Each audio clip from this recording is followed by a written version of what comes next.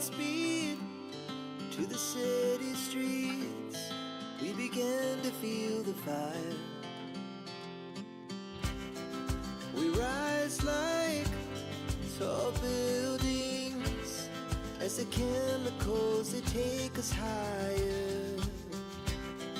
The night's young and it's just begun as she puts her hand in mine. We wanna chase the night, wanna dance to the light, pull the stars from the sky, just two hearts running wild. Never sleep, never stop, as we shout from the top. We're gonna be two hearts running wild.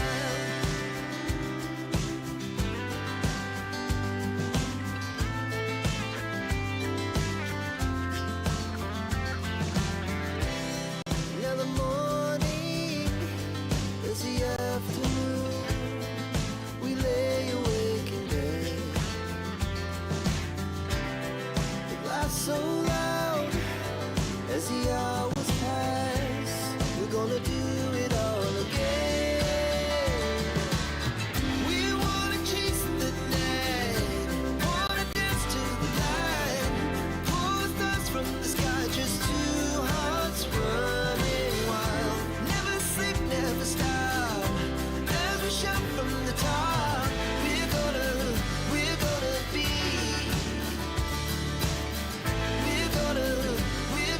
be two hearts running wild.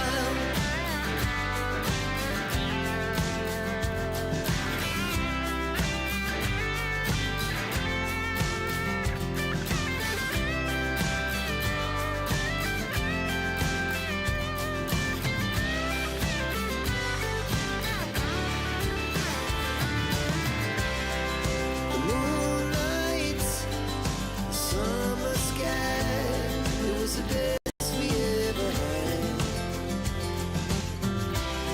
And we'll stay on.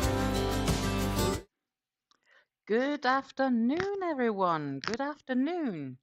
I see that we have Susanna in the house, all the way from, I do believe it's Perth. So that is Australia. Wonderful. Hello. It is 2 p.m. Central European Time here in the Netherlands right now.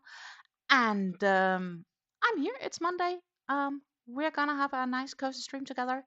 It is going to be the only stream that I will have live this week due to me traveling to Denmark on Wednesday. Looking really forward for that, to see my family, especially my mom and dad, of course, and see how I can help them in the current difficult times.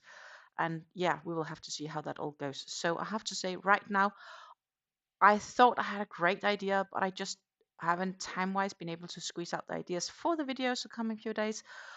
So it may be that there will be a little pause on the channel as long as that lasts. We will have to see how that goes. Yeah,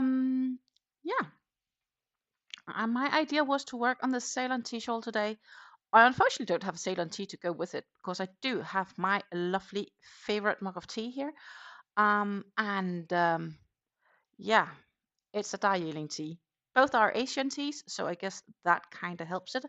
It's freshly brewed, so I'm just gonna wait a little bit to take a sip from it because obviously I have it in my thermos mug and it's warm and I don't want to burn my tongue just yet. So my Darjeeling tea can get to wait a bit, and then my plans were to work on my Ceylon tea shawl here. And let's see, I'm just trying to move it over here and then we'll flip it around so that we can all have a good look together. At least you can see me doing something while working, but let's see if I can just, because oh my goodness, I have it all tangled in the working end of yarn.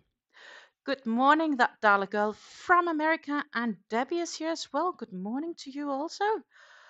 Oh my goodness, that's a wonderful Monday morning. Let's see, actually I should turn it like this. This is the stage I'm here at now. And you can see, if you watched my yarn talk from Friday, that I progressed since Friday. I've actually did work on it this weekend. And one of the reasons for that is that my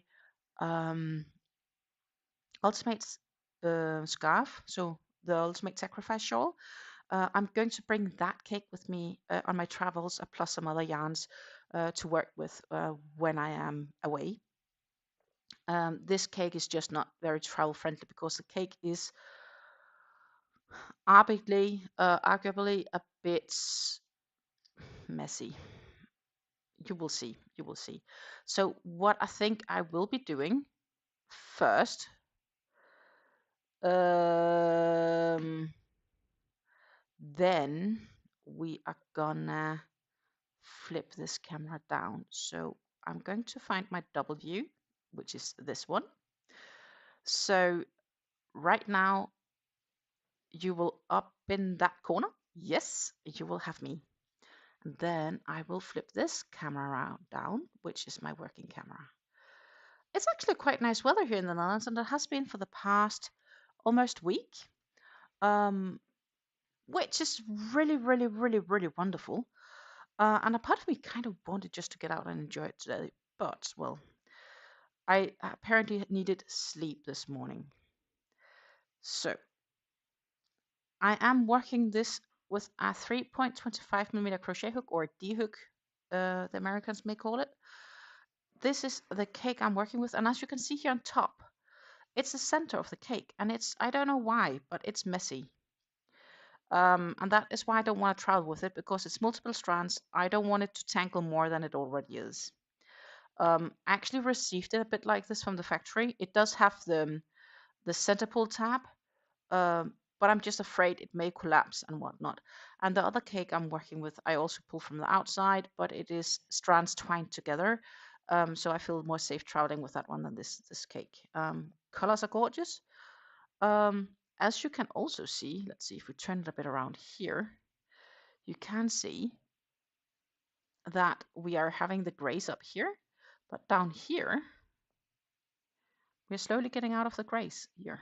It's getting into the more neutral, should we call them cream colors, like yellow creamish colors?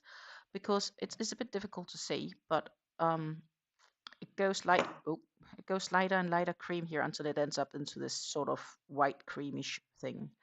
And I think there's even two colors of cream, but that I am a bit uncertain of. I do believe that is indeed the case. If I do like this, you can actually a bit easier see it here. So that is the color shade we're working with. The Lindehobby Soft Cake is a 50% cotton cake and a 50% acrylic. And it is an 8.8 ounce cake. It is 4 individual strands worked together, held together, that creates your yarn. So I do need to pay attention, obviously, to that. And it's 1,000 meters, so it is 1,093 yards. Just for those that's curious, so 250 grams to 8.8 ounces. And I am currently working on, I actually need to find my shawl to pull up the pattern. Not that I need it for this row that much, because it is a reasonably easy repeat what I am doing right now. It is a 23 row pattern, and the repeat is, I think, 17, 18 of the rows. That's something like that. And I am currently working on row 9 on the 3rd repeat of the pattern, for those curious. Hello, Susan. Good morning to you. And it is a gorgeous pattern. It definitely is. And I thought maybe for once, let's just, work on it together.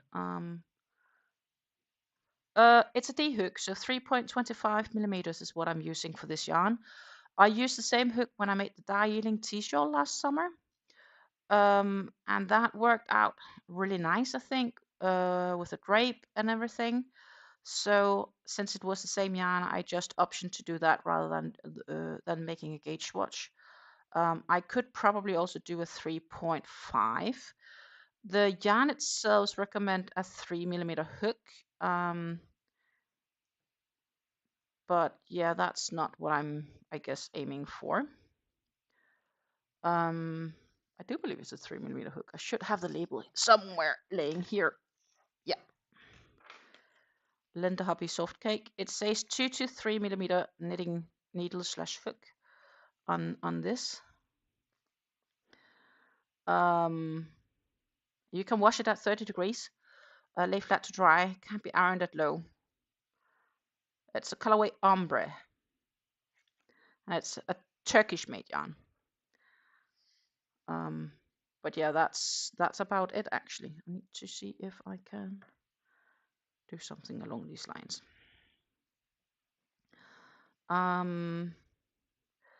But since I know I have this slight tighter tension of my projects, that is also why I optioned to size up a little bit as well.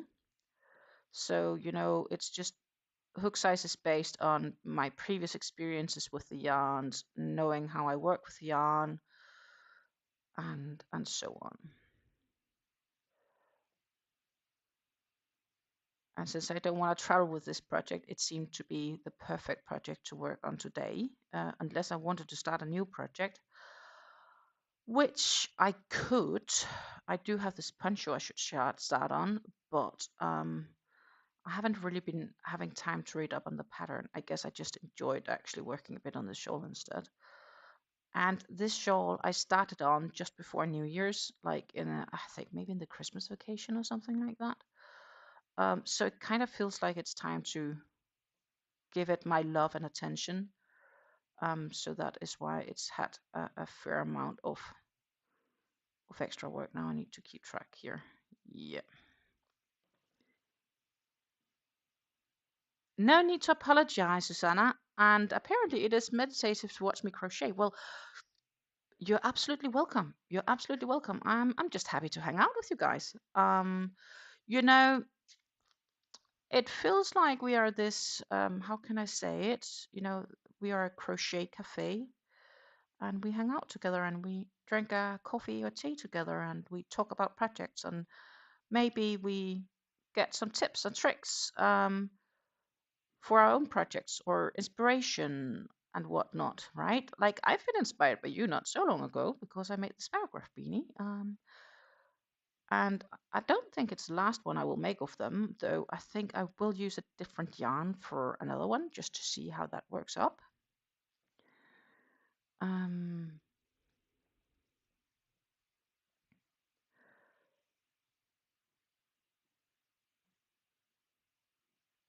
So yeah. Susanna says, I recently tried to crochet again and made a beautiful piano keyboard scarf. A bit, it's really hurt the hand. I had surgery on one, so I think my surgeon is right. I might need a second surgery. Oh no. I'm sorry to hear it's causing you troubles to crochet though. Hopefully surgery could fix that. That would be really nice, obviously. So meanwhile, for those that may be curious, I have a little update on my mother. She has been admitted to the hospital all the way until today, where she just got discharged because the doctor thought she should have a night home in her own bed at least, which is, I guess, is a good thing. I hope at least that she feels comfortable with the choice, and as long as she does that, I'm having full faith in it. Last week, so Friday, she had lots of vials of blood taken for testing, and according to her own words, she's never seen that many vials of blood taken before. Like it was a lot of vials they had. And today, this morning, she went to the hospital in Roskilde to get a bone marrow biopsy to ensure the evil stuff hasn't spread to the bone marrow, obviously. And then they have a planned, like what we knew this weekend was that she was supposed to go to Køge, which is another city in Denmark, for another hospital for a new PET scan on Friday. And then she would have to go to Roskilde quite shortly afterwards to see another doctor for in the event that the biopsy they took last week wasn't good enough of the lymph node, then they would have to surgically remove a lymph node. But those times were so poorly planned, like it would almost be impossible to be both places at the same time, so to say. that time has changed, that she will now go to Odense, which is another city in Denmark, to get her PET scan done tomorrow.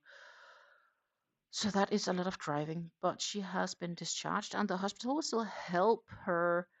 Like they will come and pick her up and make sure she gets to those hospitals that she has to be at.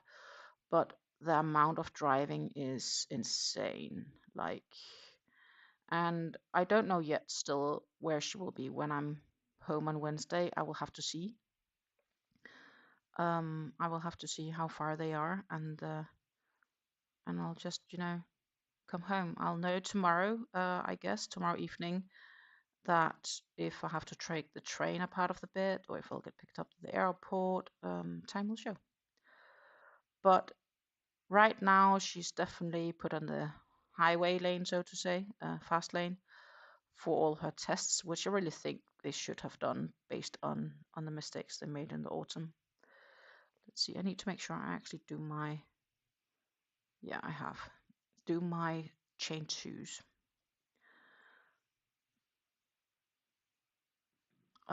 So I think she's good.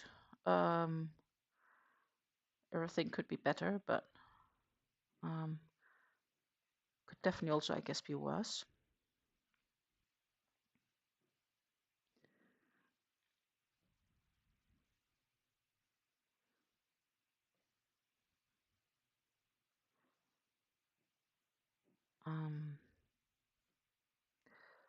So yeah, she gets to say what she needs, and I will do my best to help when I'm home. Not much more to say about that, actually.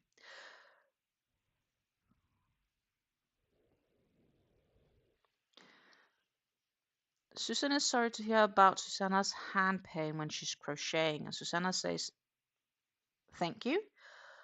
My right hand surgery is in June, then they will redo the left. Knitting on lightweight yarn in the little batches is tolerable, so that's good." Oh, that's nice at least. It would be horrible not to be able to do any craft at all. Like,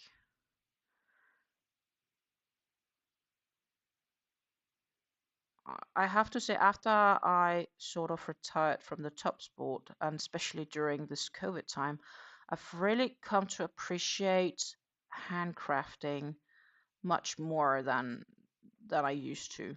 And I don't know if it's an age thing or it's just different life pace or what it is. Um, because if you had asked me about this 10 years ago, I wouldn't have given it a second thought. I was like, yeah, I could probably do a single project, but it's not like a necessity. And now it's just, I'm just happy to do it. And it's given me a really nice place just to hang out and to relax, I think. Even though I still have my moments when I'm frustrated about me thinking that something should turn out like something, but it doesn't. Um,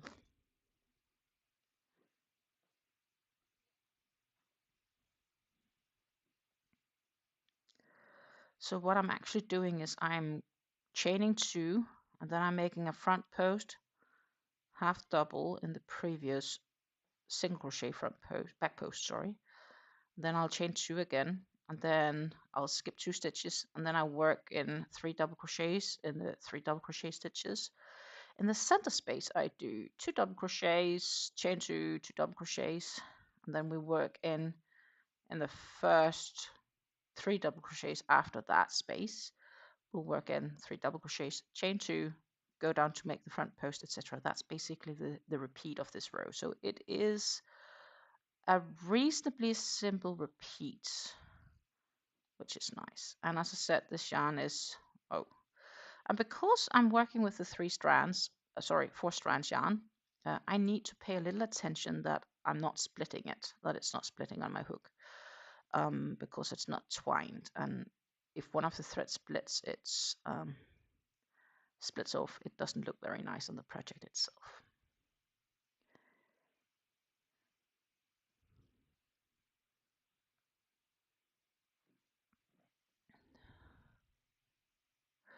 Susanna says, "Oh, Stina, I'm glad to hear things are progressing for your mom. as horrible lots of tests, it's great that they're covering anything so they're not missing anything. Yeah, definitely. I'm really happy they're very thorough right now on their, like, she already had one PET scan and they're doing a second.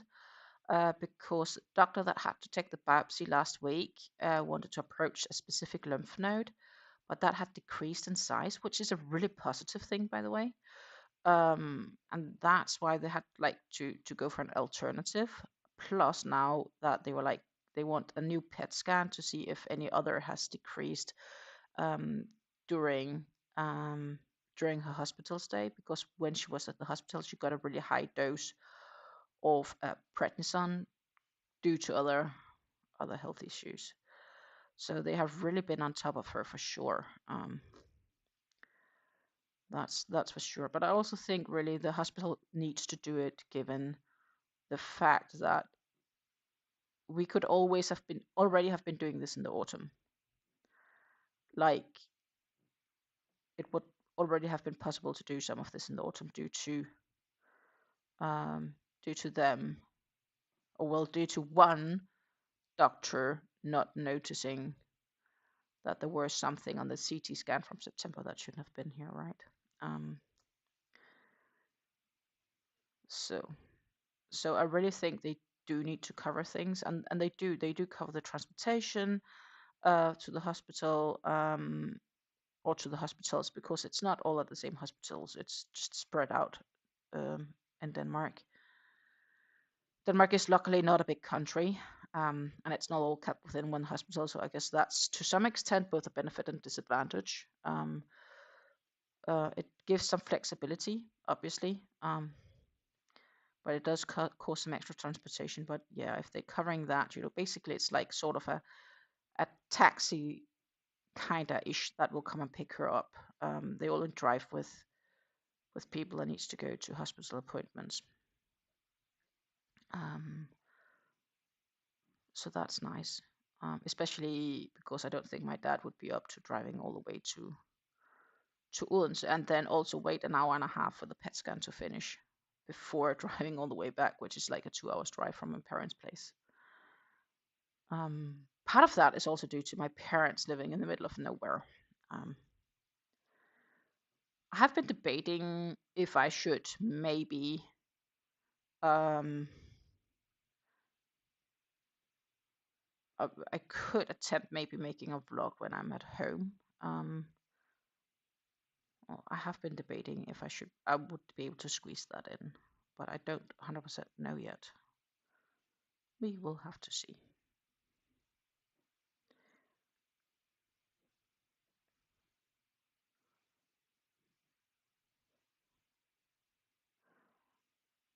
So,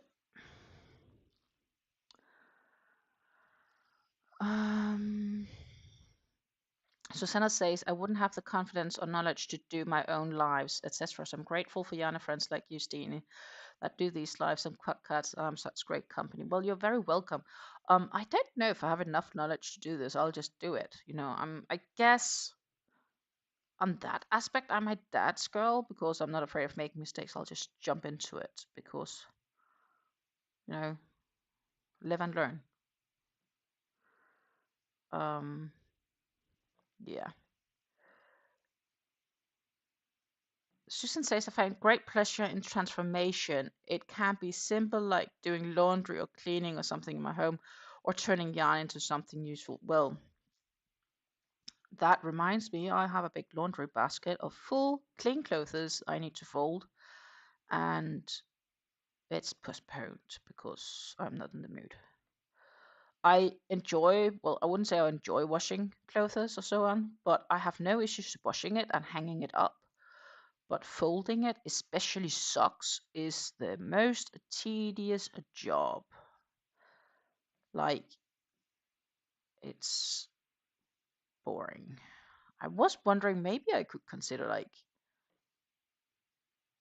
somehow like I don't know if one could do something clever for the socks before washing them so they will always stay together. But honestly, I don't think my partner would help applying a such system because in that sense he's a bit lazy.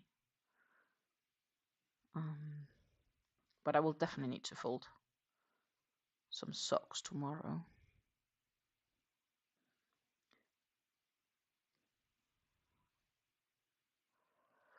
So I just keep checking that I actually did as I should do, because I'm really not in the mood in this case to have to frog this.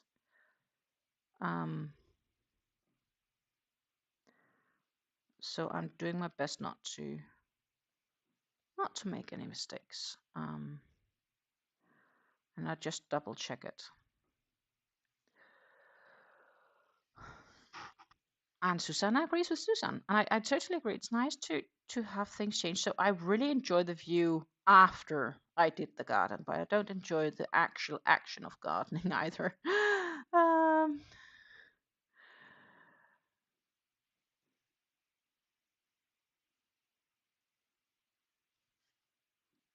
I very much appreciate the incentiment. Susanna says here, I'm going to watch heaps of previous vlogs, as I'm sure others will also do while you're with your family, so you don't miss your usual watch hours. I will definitely appreciate the extra watch hours and time that you spend on my channel for sure. All the small things help right now, especially since I am, as you may know, still unemployed. Only working small projects from time to time. Luckily, I do have a bit of a savings, but I will, and I can see that it will slowly start eating into my savings, and that's just how it's gonna be. My family is more important than everything, but definitely any support for my channel is certainly appreciated these days. That is for sure. That is definitely appreciated.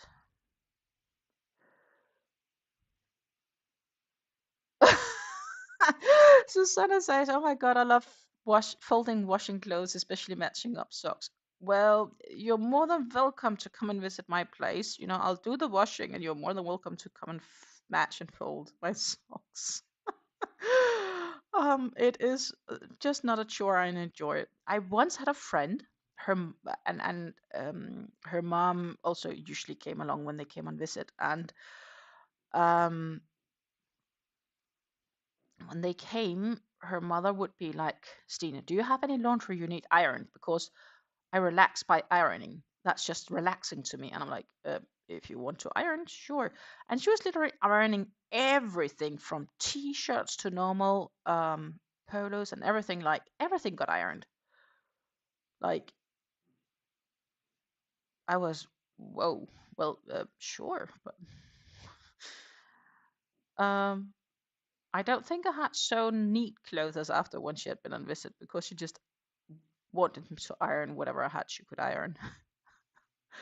And I'm obviously not one to say no to get help with ironing stuff. So I was like, sure, you can have this if you want to iron it for me. It's a bit funny, I guess, how we all enjoy different things. Um,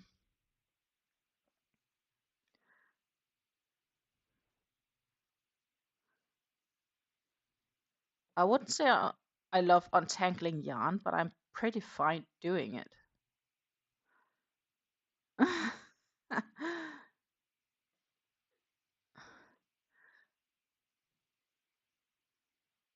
Susanna says, even before my hand issues, I used to iron even the tea towels. Oh my goodness. Yeah, okay. I do not. My tea towels are wrinkly and I don't bother ironing them. That said, I really probably should spend some time with so when I moved here, my partner had his shirts, button shirts, ironed by his mother. Because, well, that was her way of kind of helping. Um, and I didn't want to take her job away, of course, because why would I? So she still does it. So we wash and we bring them with us to when we go there once a week to have our dinner, and she irons them. And the next week we pick them up, and it works kind of fine. Um, but I should probably, before she gets too old, maybe she needs to teach me a few tips and tricks on how she does it, because When she's not there anymore, who will then do it? And I'm not 100% sure he will. I should get better at it. But that's the same, right? Now when I'm going home to Denmark, I talked with my mom about actually sitting down and possibly attempting to knit. And I even found some yarn that I'm bringing with for that purpose.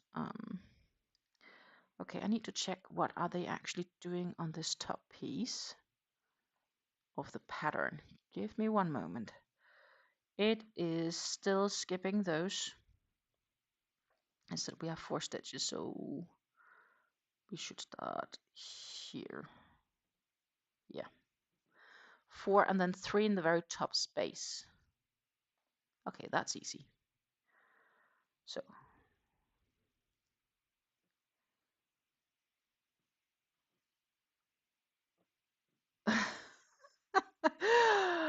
Susanna has found yarn, so my chores come second to that. Yeah, obviously yarn is just, I don't know what it is about yarn. I think it is this concept of the feeling that you're actually getting. You can see the progress, right? You can see the growth. Maybe that's it. I don't know. There is something that just does it, right? Not sure exactly what it is that just is so fascinating about yarn. But who cares? As long as we're happy.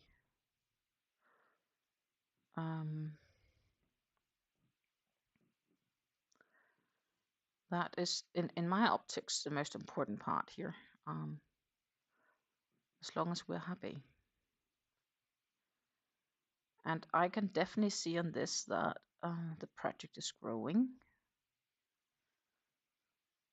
I'm progressing. And when it comes to decreasing my stash, March has not been very productive, but that is mainly because I'm working on these cakes and they just take time to be used. So it's not like the amount of ball skeins cakes that I've decreased with is not going to be a lot, but the yardage once done is going to be really nice dent if you compare it like that. February wasn't very productive actually either.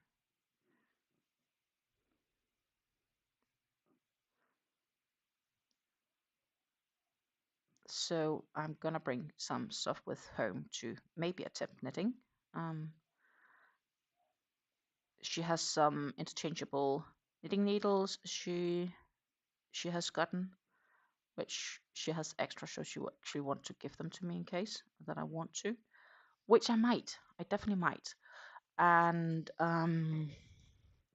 she also said she has some old hooks that I could get for my playing around with the resin to see if I would want to attempt to make resin handles. Then I'm also bringing some cottons for the project of hopefully designing a bag.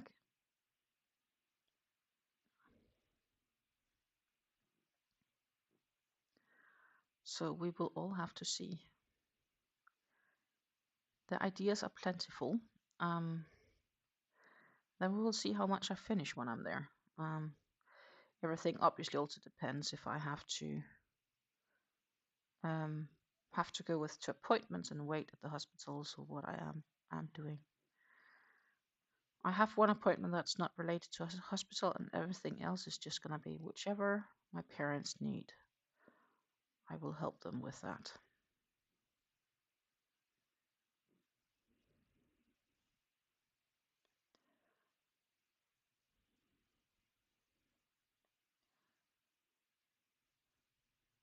I think it's fair to say that my yarn also tends to come before some of my own chores. And I should actually maybe attempt cleaning up a bit tomorrow before going home. That would probably be advisable.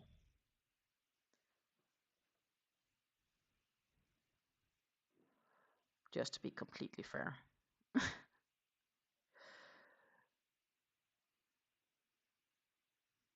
So,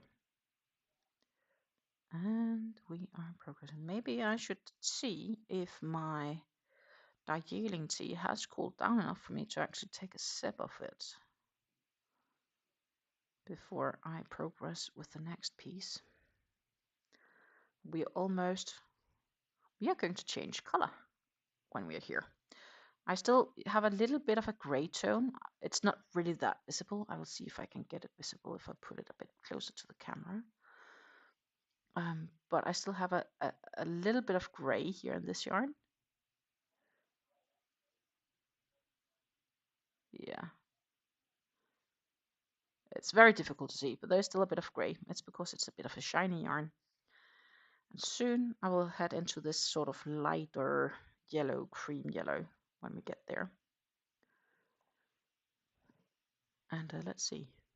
I'm just gonna do that one a bit away. It's still pretty warm.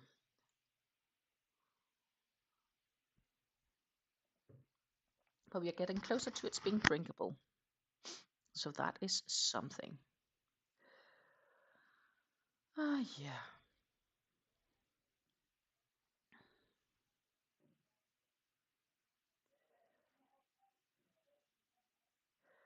And I can hear people being outside. Not sure what they're doing. But somebody's talking out on the street.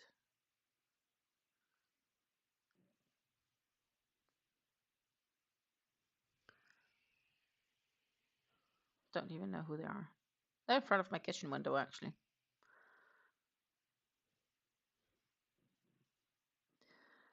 guess that's more my curiosity. That's want to know.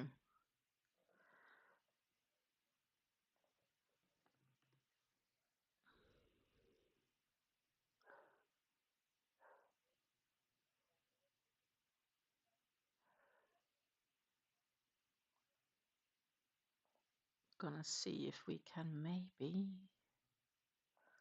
or if I can actually get a little bit of music next to hanging out with you guys. That would be nice. Bit of background music. Yep, here we are. Background music for me. I'm sorry I can't put it on here because YouTube copyrights, music copyrights, and all that stuff, and I don't want to get flagged for that.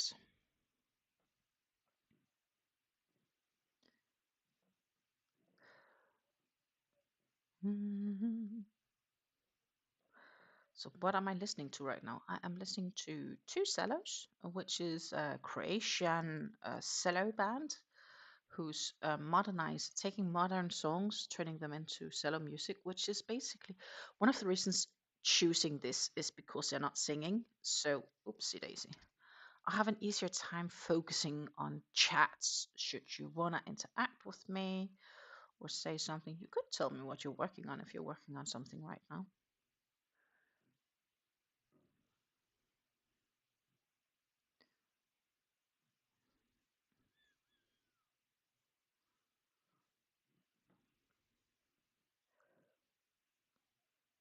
Here in our cozy hangout and crochet together chats.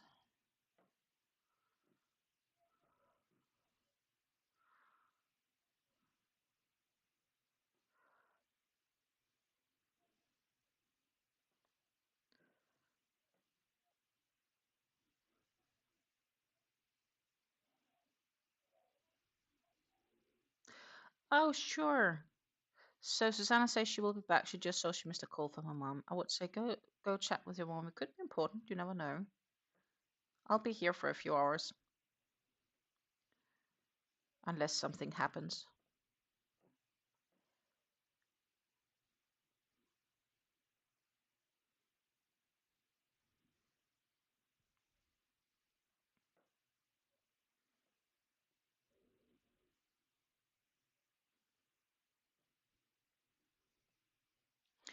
Good morning. So, Mama knows best. Eka Gwen, good morning to you. I hope you have had a great night's sleep and that you grabbed some coffee or tea and yeah, come and sit down, hang out. Grab a project if you are having any crafty projects you're working on, or just hang out to chit chat, whichever suits your game. I am working on the Ceylon Tea Shawl, which is a design by Red Teapot Atelier. She makes some absolutely gorgeous designs. And this is one of her many gorgeous designs that I'm working on. And I'm working that in a Lindehobby Soft Cake, which is a cake yarn from Denmark. Well, the cake itself is produced in Turkey, but the company is in Denmark, which resells it.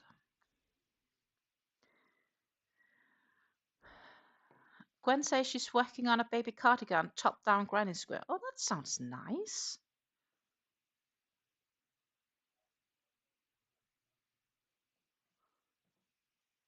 With matching headbands. Do you have grandchildren like that you're making it for, or something along those lines? Or donating them, or what's the plans? Selling on markets could also be an option, of course.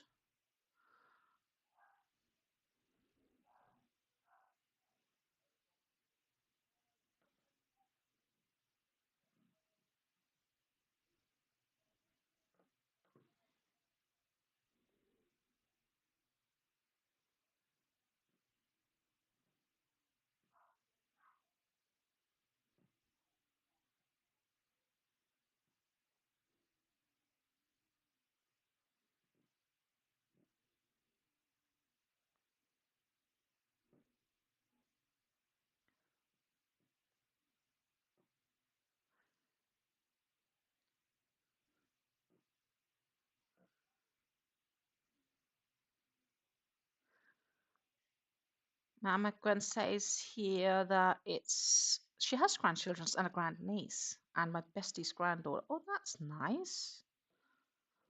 That is very nice.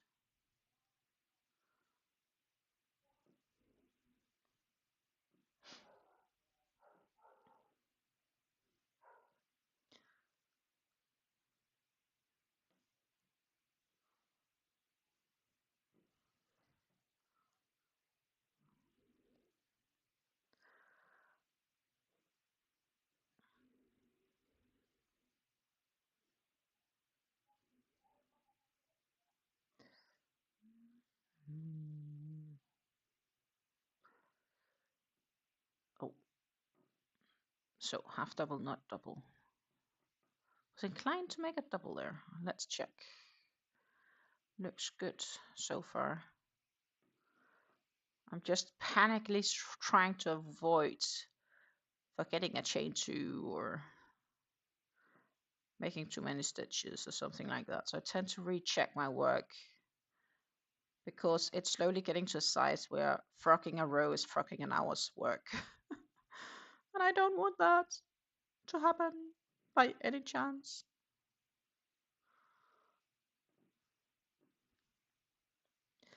Gwen says she loves to give away, have 14 grandkids that I make for. Oh wow, 14. Oh, that's a blessing. Yeah, no grandkids here. Well, I don't even have children actually. And life has not put me in a position where it would be an interesting choice actually. A bit odd to say. So I will be the neighborhood grandmother who takes care of all the neighborhood kids. I hope. I won't be having my own, which is okay. I'm fine with that. It's a decision that me and my partner actively made a while ago. I guess it's also a little bit about the horrible world we currently live in, with war and people doing stupid things. Like, recently here in the Netherlands, in the city of Arnhem, which is, I don't know, 5 miles away, 10 miles away, something like that. Recently, this weekend, actually, well, not this weekend, last week, Thursday, Friday, some dude lit on fire to a store in the middle of the centrum of the city, and more than 10 houses burnt down. Like, goodness, why would people do that, right? There's so many stupid things going on right now with people, I guess, not being as good as one would expect a normal person to behave. Why would you put fire on things? Like, there's enough risk of fire as is.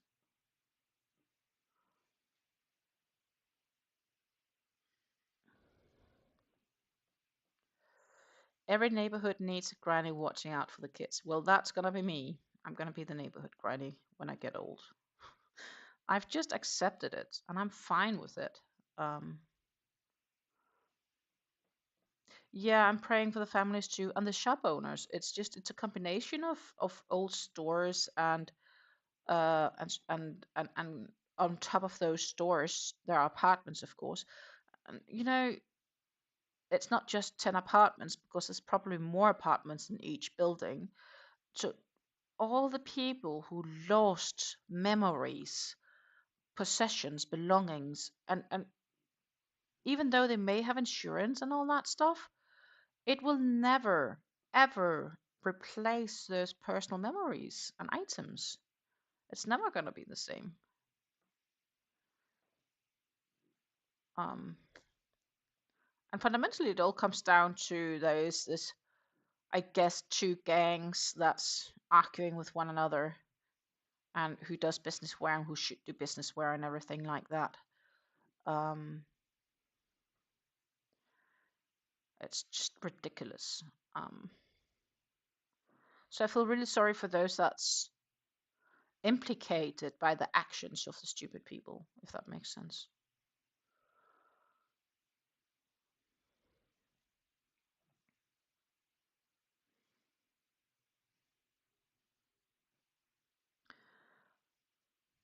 So yeah, that's pretty horrible.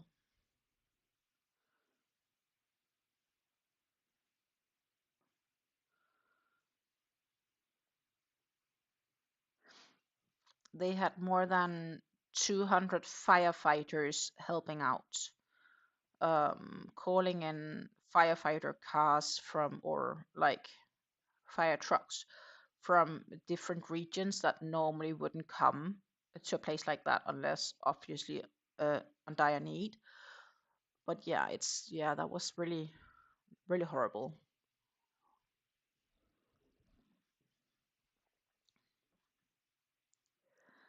So Gwen says she's learning a new craft, which is a quilling paper, teaching my grandkids. Sounds nice though. I'm personally learning a new craft too, because I am learning to make my own buttons in resin.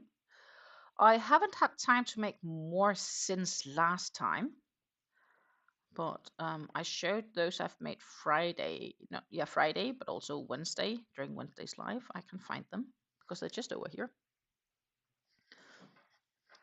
But I am working on making resin buttons. Whoops, that direction.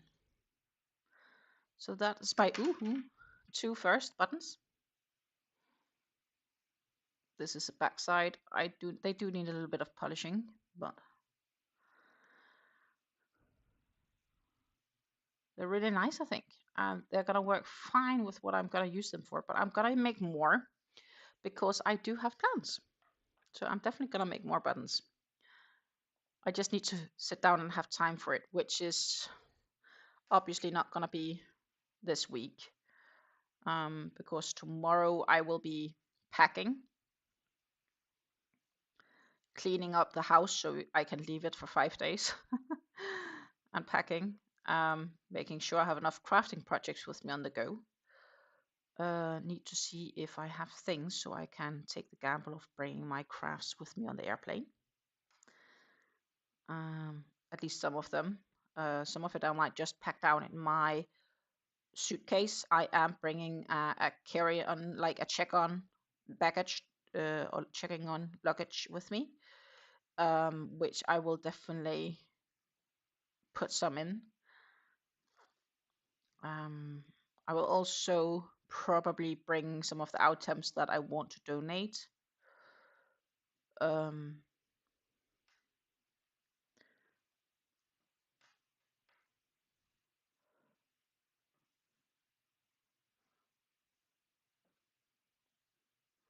Because I usually tend to do it there.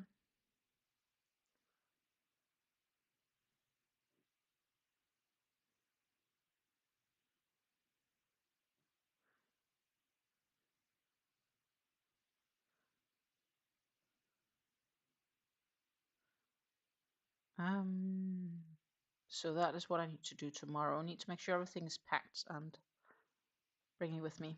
I'm going to Denmark to visit my mom and dad, and to help a bit out. My mom is unfortunately sick at the moment, and I hope she will be better soon. But honestly, only time will show. She has recently been diagnosed with lymphoma.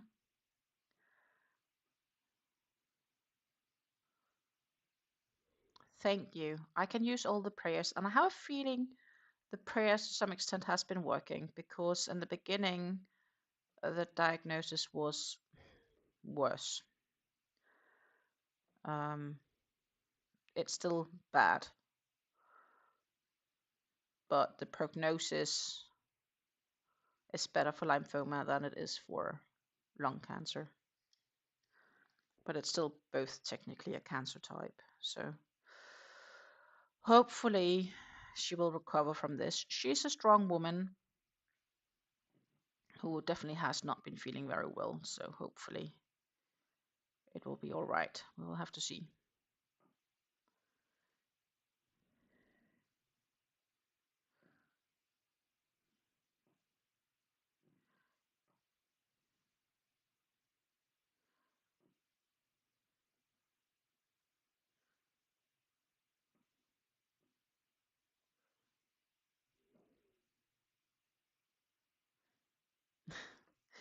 There is 5 stages of emotional change when trauma happens to us.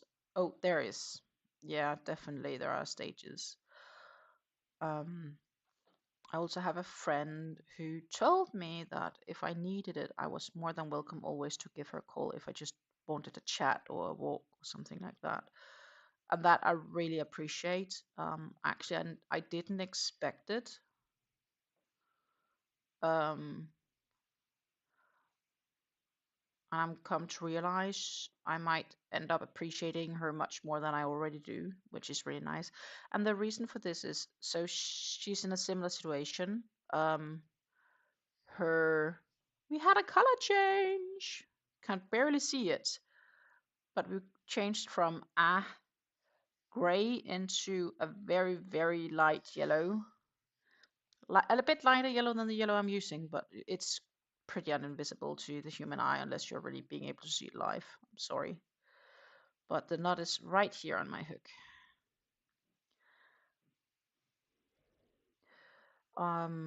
But her issue is that her dad has lung cancer. And they have declared that they are only being able to now give him life prolonging medication. He will not be cured because his cancer has spread from the lung to the there's like a sac around the lungs, and it sits in between this walls between the walls between the lungs or something like that, and apparently that's a place that chemotherapy cannot come. But he's also not responding well to the chemo anymore, so he's only getting immune therapy. Um, and he's now about 5 years after they discovered it. And as she says, while she is able to talk with her partner about everything, It's just not the same as if you're talking with another person that experiences the same with a close nearby relative. So that is kind of like we are equals in that sense. There is support groups for terminal illness and family. They may even have Zoom meetings. Yeah. I don't. We don't know if my mom's case is terminal yet. I hope not, but time will show. I guess that's basically the stage where we are in right now. So let's see. I need to get in here, and it is a close one, and it's a half double. Now, how is it that we end this row? Give me one moment, ladies. It's a chain 2, and I'll skip one stitch, and then I have that one, that one, that one. So I need to get into that one. Okay.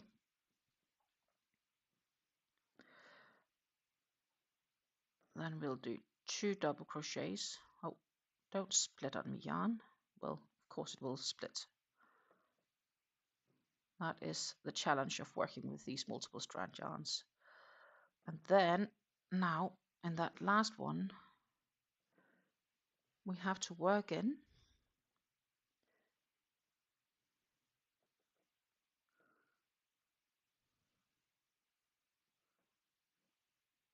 two double crochets and a treble.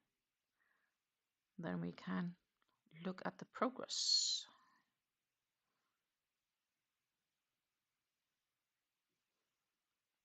And here we have the treble.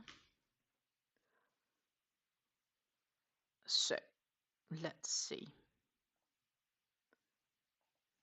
The progress looks like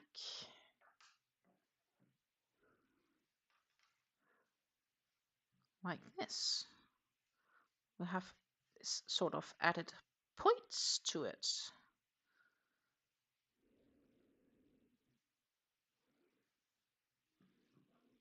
All the way around. So I'm pleased with the progress. Now I need to check what we're going to do for the next row. Meanwhile, it is 3 p.m. here in Central Europe. Hello, Babs Crochet Den. Welcome to the live. I think it's the first time I've seen you here in that event. I would like to wish you a very warm welcome and meet the lovely ladies I'm in here with. And thank you for your compliment. You're saying to me it's very beautiful work. I very much appreciate the compliment. Let's see what row 10 is. That is going to be quick because it's a lot of chain stitches, I see.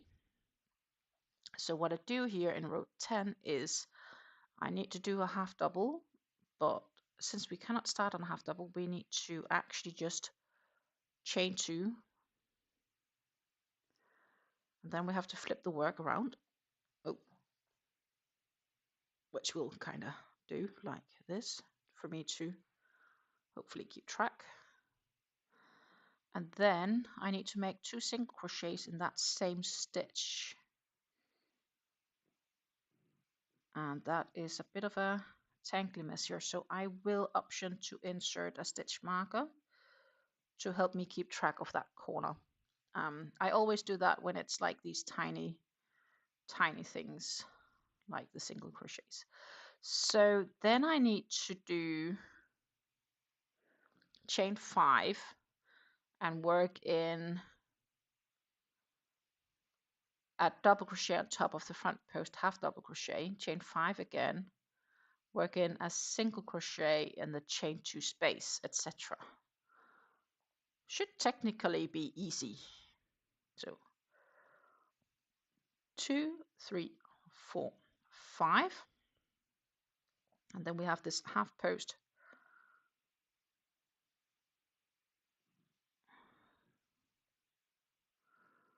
double crochet here, or work in the double crochet, chain 5 again, 1, 2, 3, 4, 5, and then here on top of this chain 2 space is where we work in a single crochet,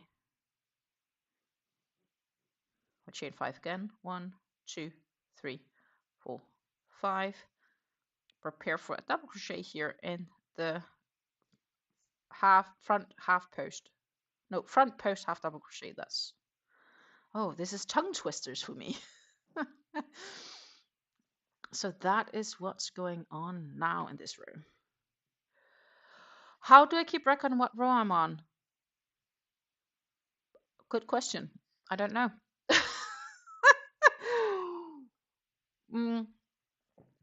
I basically just look, and then I look at the pattern, and that's how I kind of remember. I could have, sometimes I have like a post-it note where I make crosses depending on.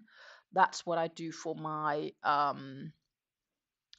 mosaic blanket. I'll just make a line every time I've done a row.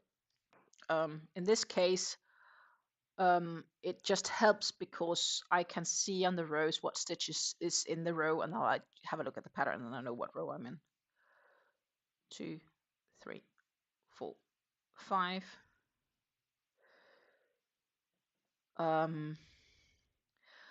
I have what I call a sticky brain, which means that I have a very good memory, and I remember visual things quite well.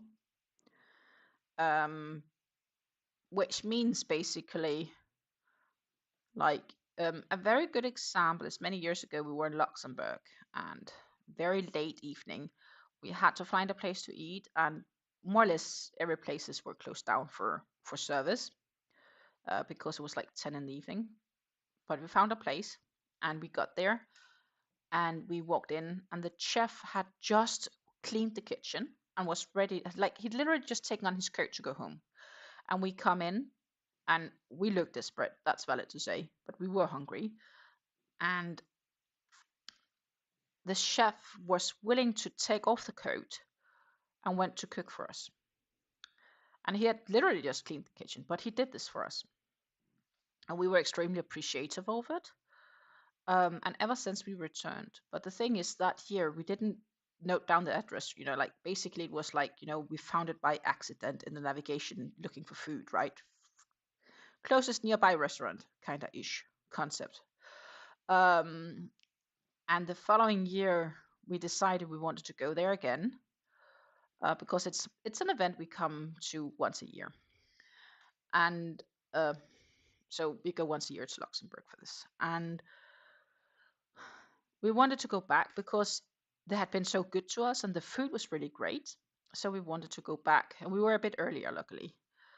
But since we hadn't noted down the address, we basically drove there based on my memory as to how to drive there. And we succeeded in the first go. And don't ask me how I did that. But it was good memory, so it was easy to remember, I guess.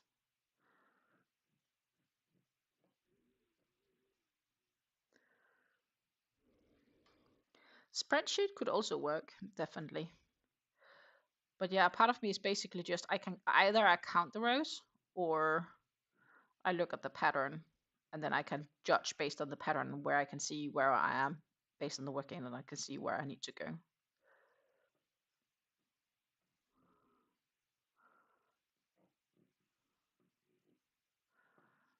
Two, 3, 4, 5.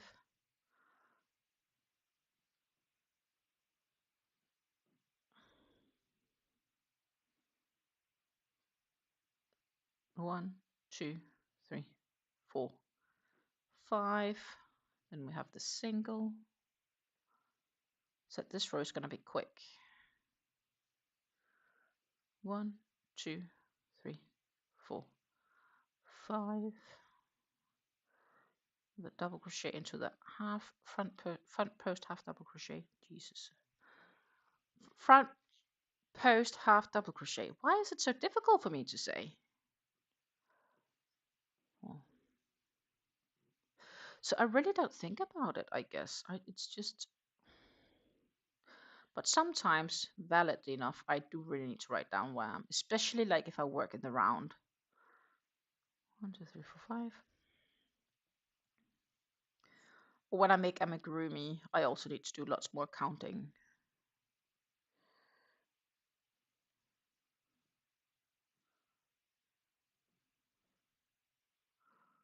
That is definitely not always going as easy as it sounds.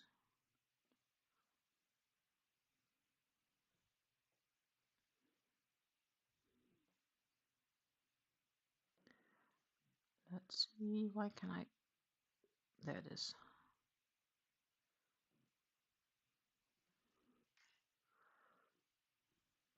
One, two, three, 5. The only challenge is every time I want to make a double crochet, but I don't, because in the top I need to make the single crochets, right? So 2, 3, 4, 5.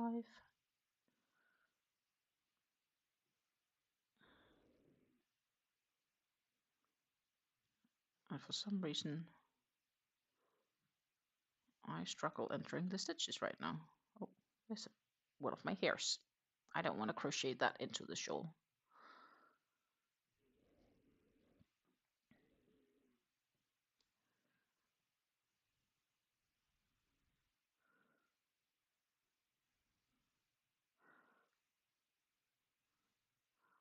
Five.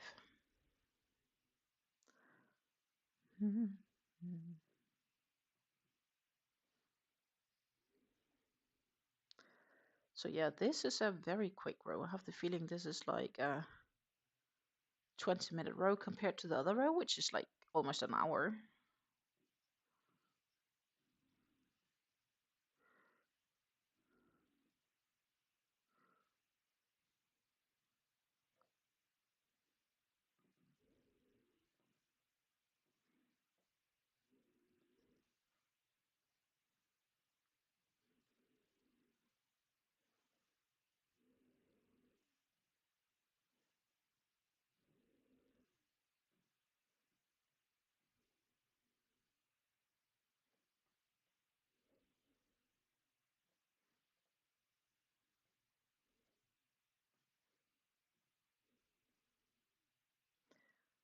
One, two, three, 4, 5.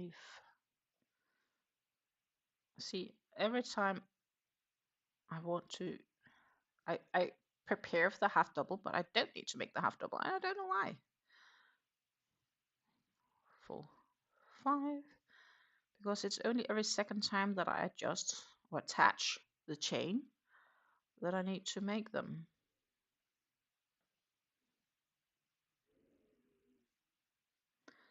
2, 3, 4, 5. Single crochet, not a double. Yay! Good me. 1, 2, 3, 4, 5. Now I need to make the double. And yes, I use US terms just for those thinking. 3, 4, 5. Now we're at the top of the tip. I need to check. So the tip is always a slightly bit different. I need to work in a single crochet in the last 2 double crochets before the center space. So that's here. So 1, 2, and then I need to do 2 single crochets, chain 2, and 2 single crochets in the space. 1, 2, 1, 2, 1, 2, and then of course 2 single crochets in the first 2 double crochets after. So we'll do that like this, and then we are back to where we started, in the sense of that we're now chaining 5 double crochet in the front post half the front post half double crochet for the previous row. Then we'll chain 5 again, and then in the chain 2 space we'll work in a single crochet, and then chain 5, etc. That is this row.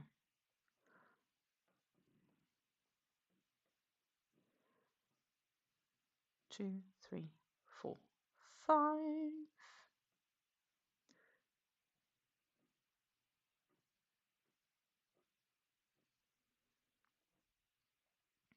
So I had a late breakfast, brunch. I didn't have any lunch. So I'm curious if I'll get hungry before the end of the stream. But I wasn't hungry when we started to stream. And I wasn't thinking, oh yeah, let me grab a piece of something to eat. Because I was still pretty full. So hopefully, I'm not gonna go hungry. Um,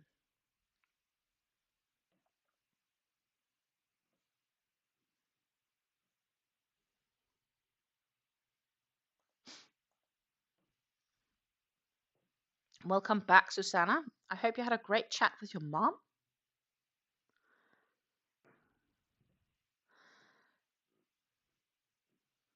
2, 3, 4, 5. Meanwhile, I have started on row 10 of the repeat.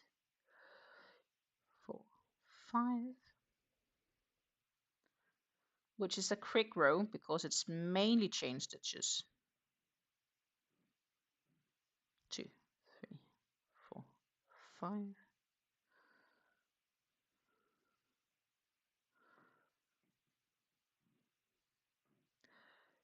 3, 4, 5. You're very welcome. You are very welcome.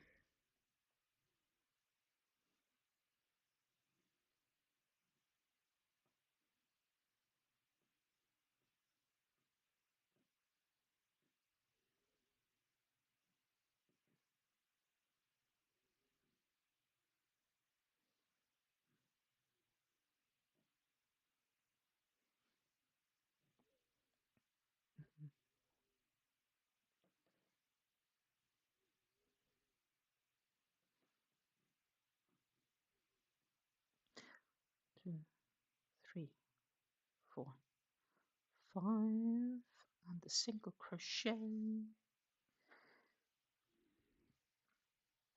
As you can see, it's going pretty smooth.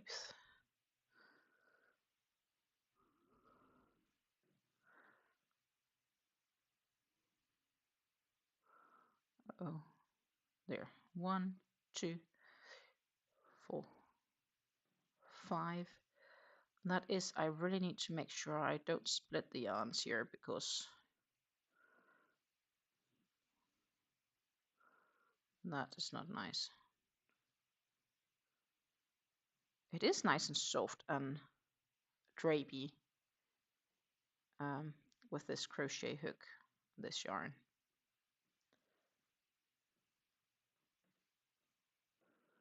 So I'm actually looking forward for this to be finished and blocked. That will be nice. 2, 3, 4, 5.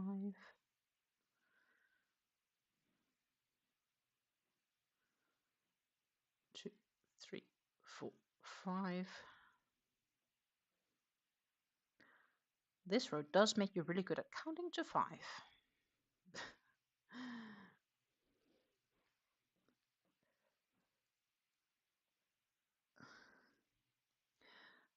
Susanna says the yarn holders I got all small. Love you, so it holds the cakes without the edges hanging over. Well, in the beginning it did hang over a bit. The cake was probably like this big when we started. So it usually works.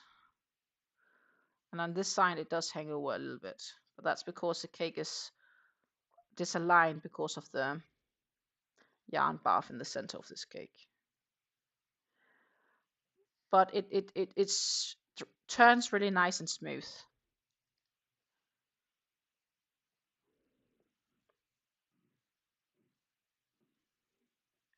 So I have to say that when I do work from cakes like this, I really enjoy having a yarn holder like this.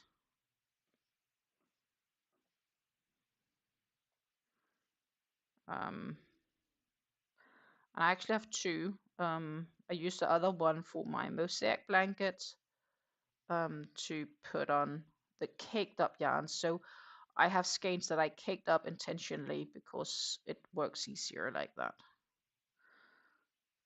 So some yarns I've been known to cake up yarns to be able to use.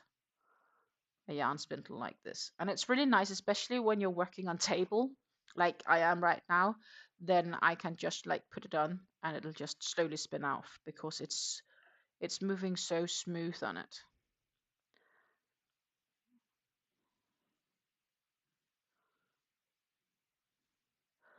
I believe this one I got from Temu. You can also get them from Hobby.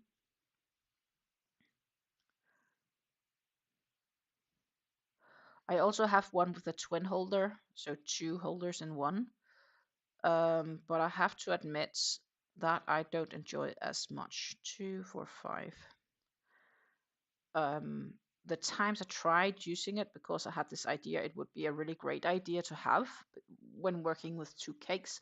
The cakes are too, like, it's not wide enough to hold 2 cakes when they are at their largest, which sounds crazy, but get my point.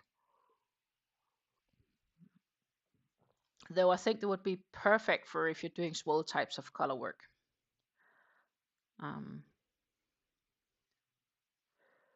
Here I've just come to accept having one is as a solo go, it's working for me. Like that's 1, 2, 3, 4, 5.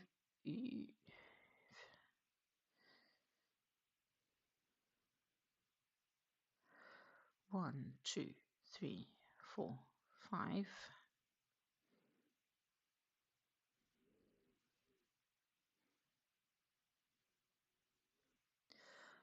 2, 3, 4, 5.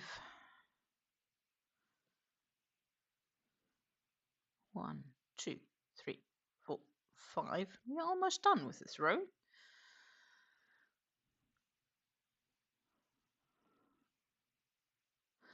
You can also put skeins on them and pull from the outside of the skeins if you don't want to use them as pull skeins.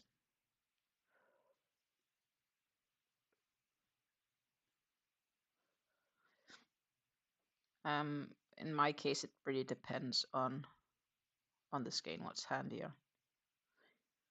4, 5.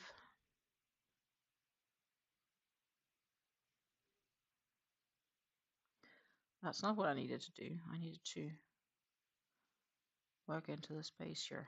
I wanted to make a front post, but it should have been a back post if I should have followed it. But let's see. The end.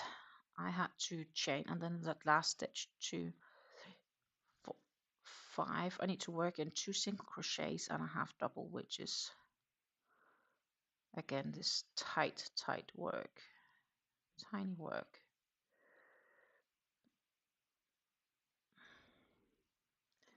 So that was 1,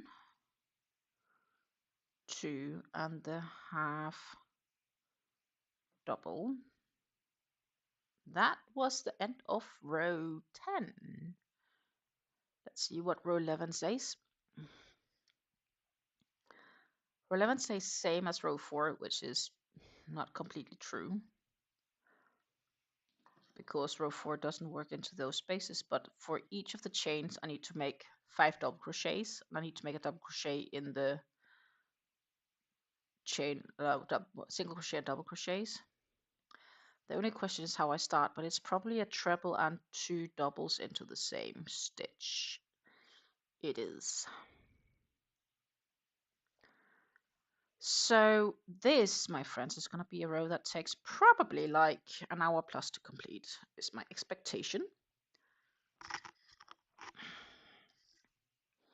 Where this past one only took us like, what, 20 minutes? Just to compare. So this is where we are at. As you can see, we have this now added. Let's see if I can show it nicely enough like this. Yeah. We have these spaces in between where we will be working the double crochets. So basically it is, the next row is this chain 4 and then 2 double crochets in the same stitch, which is that half double from previous row. 2, 3, 4. We turn the work around to work in those 2 double crochets in that half double from the previous row, like that. And now from here on, it is 1 double crochet in each stitch. And those chain 5 counts as 5 stitches. So I need to make 5 double crochets around that chain space, so to say. So first we have the 2 single crochets, which we ended the row on, where I need to place a double crochet in each, because again, as I said, it's a double crochet in each stitch, all the way until we get to the center point. And I do believe there it's like 2 double crochets. Yes, 2 double crochets, chain 2, 2 double crochets. That will be the center tip of it. So here we have the first of those spaces, and here I work in 5 double crochets, and then in this double crochet from the previous row I work in a double crochet, and then I work in 5 double crochets in the chain 1 from the previous row I work in a double crochet, etc. And that's just basically this whole row. Lots of doubles. The good thing is that is also don't need to think, because now I make 5 double crochets around that chain space, around the chain 5. I just need to count that I actually make 5 double crochets. That's the only thing I need to keep track of, which I think I did there. That's in the stitch of 2, 4, 5. Yes, correct. Double crochet in that previous double crochet row. Then again, it's 5 new double crochets in the space.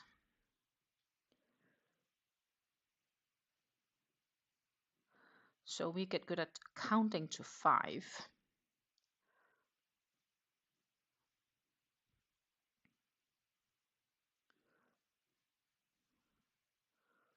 Which was this one, 5. 2, 4, 5. Yep. And we place a double crochet in that chain 1. Not chain 1. Single crochet. And this is basically roughly the looks of the next row. Bunch of chains, double crochets in the chains. And the sun is still shining outside. Very few clouds. 16 degrees Celsius. We can of course get Nightbot to share. It might say that the weather is different because it is not completely my city, but let's see what Nightbot says. Type in weather if you want to do that. And then the local city. I don't think I've seen Nightbot actually, so I have the feeling Nightbot isn't actually with us today. So I don't know what Nightbot is up to.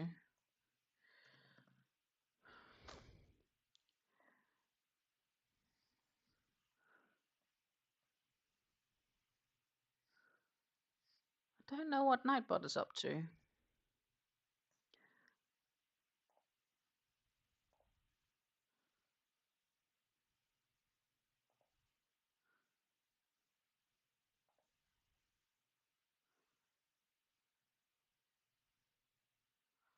Oh, it's because it's locked out. Okay.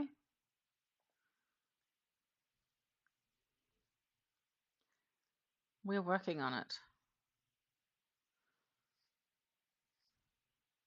Nightbot, please reconnect. You have not been very chatty.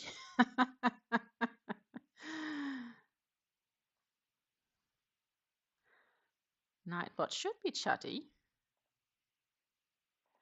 We may have to wait a little for Nightbot to reconnect, I guess. I'm surprised I didn't notice that before now that Nightbot wasn't with us.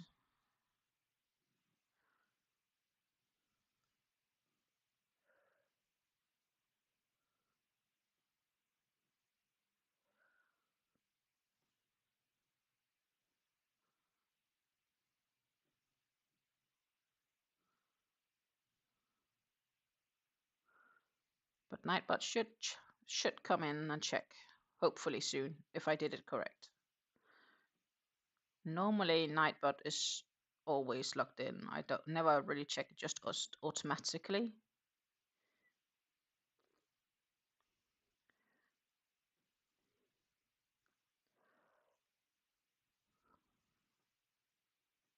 Two,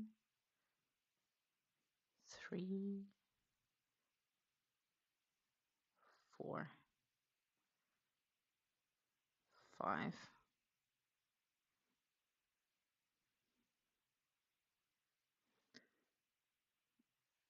So we can go check Nightbot if Nightbot wants to.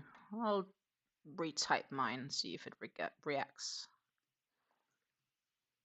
If it wanna be with us now. Else we just have tech issues with Nightbot, I guess.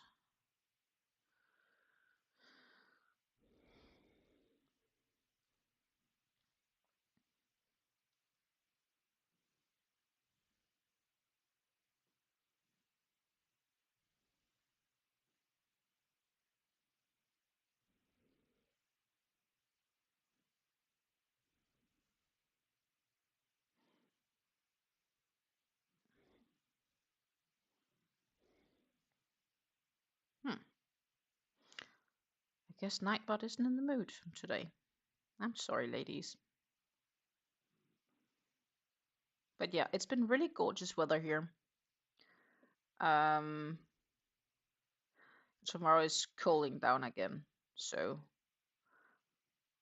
we really had the opportunity to enjoy spring a bit, and now it's cooling down again from tomorrow already.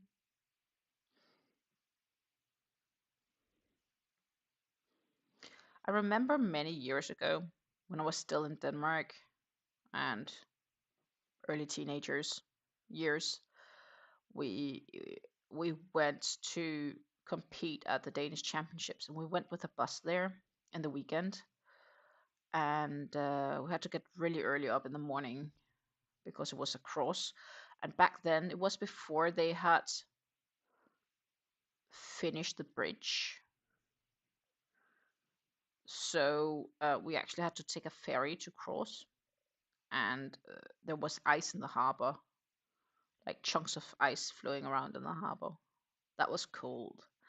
And that's like around the upcoming weekend, time wise. And it's so much warmer now that it's a bit funny that weather just changes over the years like that. Good morning, oddballs. Welcome to this morning live on a lovely sunny Monday here in the Netherlands.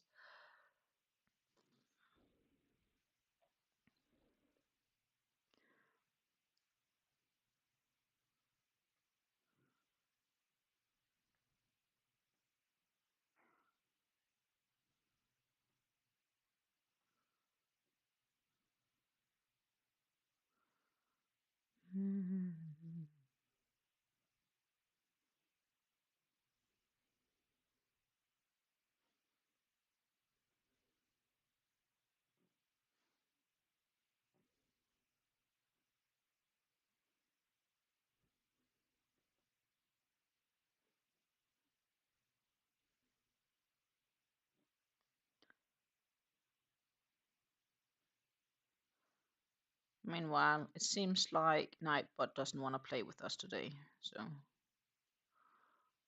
I've grown to accept it 2 for 5.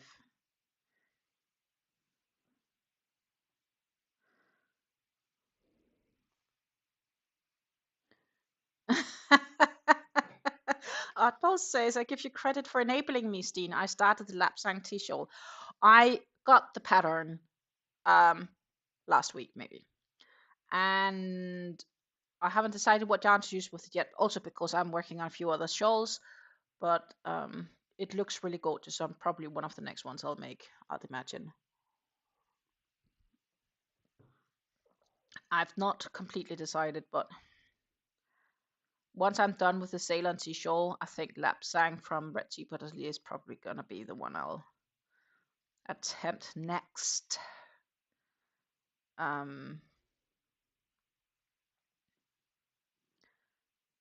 Just gonna have a look at my yarn stash and see what can tempt me to procure that into a gorgeous shawl. I have a few options laying, so.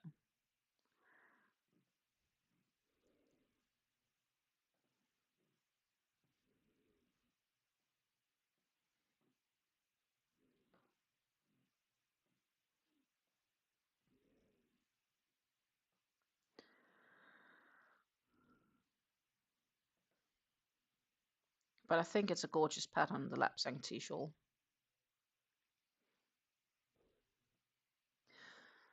Apple says she's using a Stanley muffin. It's shades of gray to black. Oh, nice. Like the big muffins or one of the baby muffins?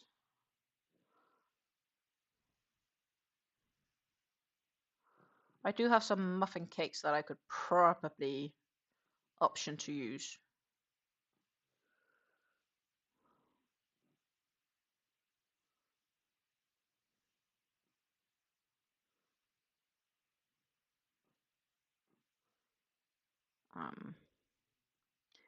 In fact, I sometimes think that the muffin should be the next cake for me to work with, maybe. Oh, a big muffin. Okay. I'm curious on that, how that turns out. Are you gonna like use up the whole cake for like a ginormous shawl, or will you just stop when you feel like it?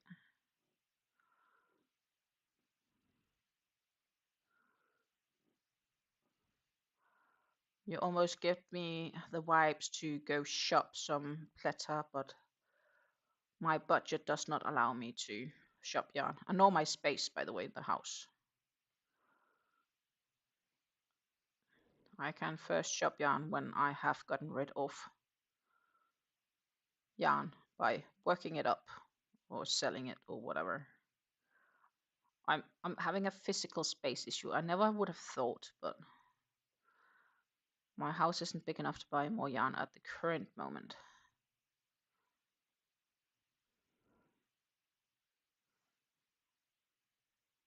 Unless obviously it's for a commission or something like that, because then I know it will leave the house. 2, 4, 5. And a double crochet. 2, 4, 5 double crochet. Let me just insert this. You haven't decided yet if you're gonna stop or if you're gonna finish it up. You know what? You're just gonna take it as it comes, and I'm sure that you will have the right feeling on stopping at the right moment if that is what you decide to do. That makes sense. Yeah. Some odd reason it's not. Ah, now it says online. Okay, fair enough. Nightbot should be with us, hopefully.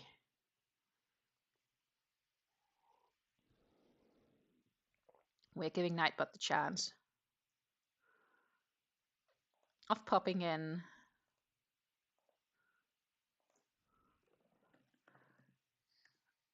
Maybe not.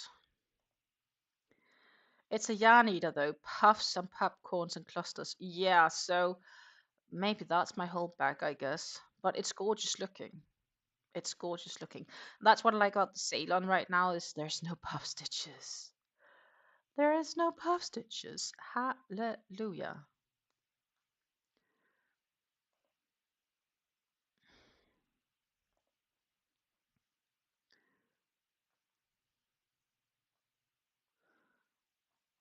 Hallelujah. Let's see. Cake yarns. What I should do, just because we're all curious right now, of course, is find this one. And then pop over here and do this. Look, I found Stanley's Yarn Shop. Plata.bg, it's Bulgarian store. Stanley is the one that makes some of these gorgeous cakes. And I see right now that this Candy Royal, I have a few of them, but the green is new. I want to get this one for my stash. I desperately want to get this one. It's already in my basket.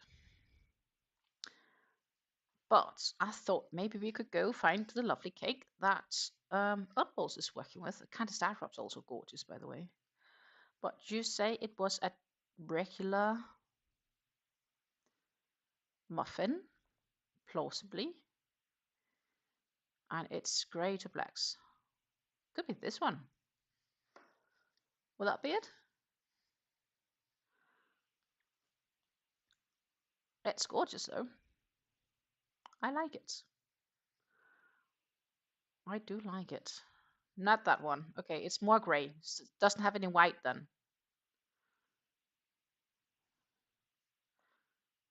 I have this one in a smaller version. This one is gorgeous. Maybe I should just quickly add to cart. Not that I'm buying it, but you know. Oh, this one maybe. That's grey to blacks too. It's a new one. But it does have some maroon color, so I'm not sure. It has maroons on the outer side.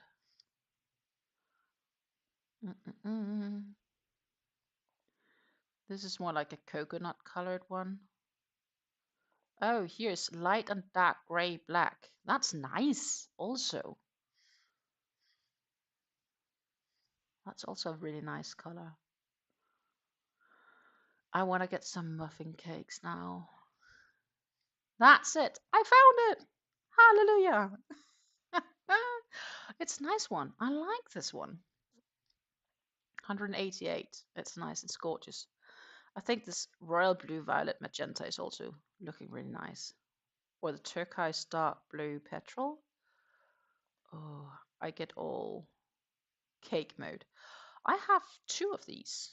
I know. I'm all in the mood now for, and I have 1 of these.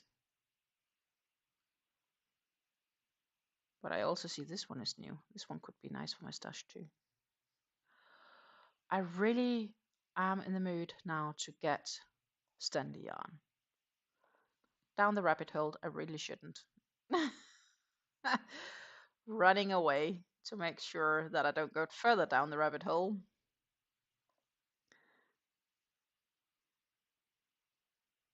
Yeah, I see Nightbot is registering our presence. The weather for Nijmegen right now, which is the city about 3 miles away from me, sunny with a temperature of 64 degrees Fahrenheit, which equals 18 degrees Celsius. The wind blowing from northeast at 6 miles per hour. The current humidity is 32, and it is indeed sunny. I started the ball from the gray and ending in the black. I think that sounds really, really nice. I'd love for you to share a photo once you're done. Like, when you get there and it's finished. I'd love to see it. If you wouldn't mind.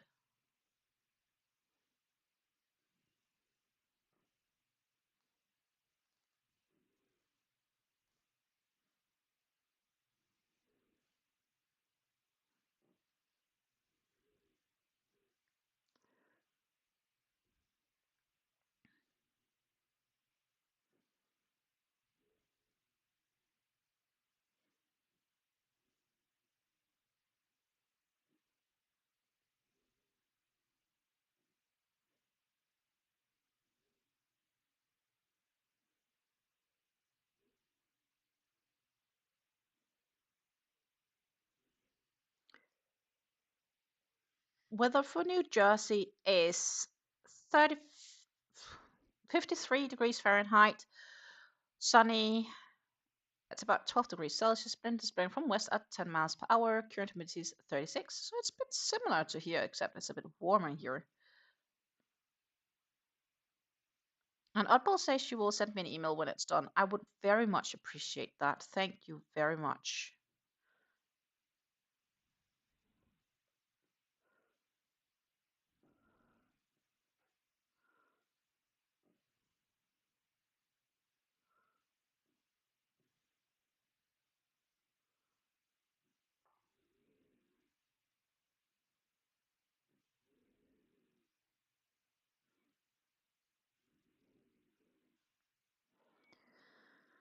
Let's see, 2, 4, 5, and a double crochet in that.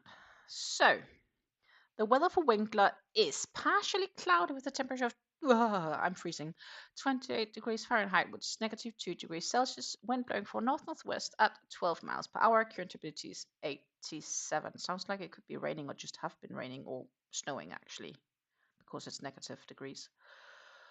In Perth, the weather conditions are clear with a temperature of 7 degrees Fahrenheit, which is 21 degrees Celsius. Wind is blowing from south-southeast at 7 miles per hour, and the current humidity is 66.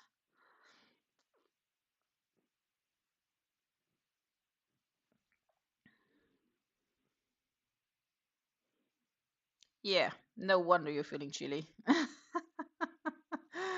Though I'd love to have 21 degrees right now. But they claim it's 18. It was nice outside. I didn't freeze when I went out to take a photo of the garden because my flowers are coming up. My tulips are breaching nicely.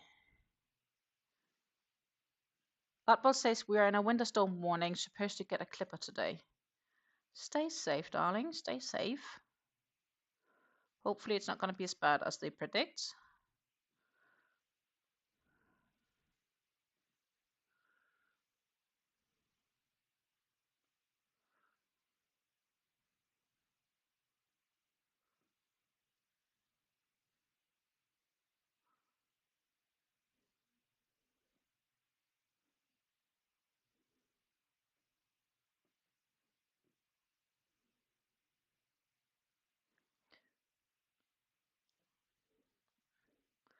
Getting closer to that centerpiece. Susan is asking Oddballs what state she lives in. I do know that Oddballs is in Canada. I do not recall the states.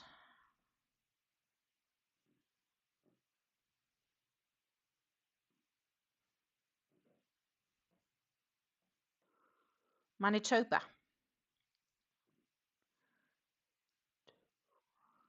5. Manitoba, Canada.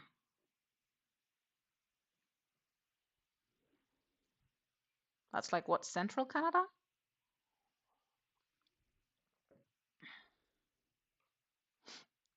Ten miles north of the North Dakota border. So actually you're sort of, I wouldn't say you're in the US because you're Canadian, but you're not far from the States.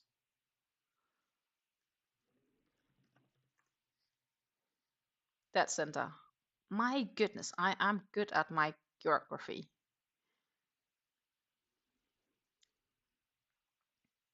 Very dead center, next to Ontario and Saskatchewan. Saskatchewan?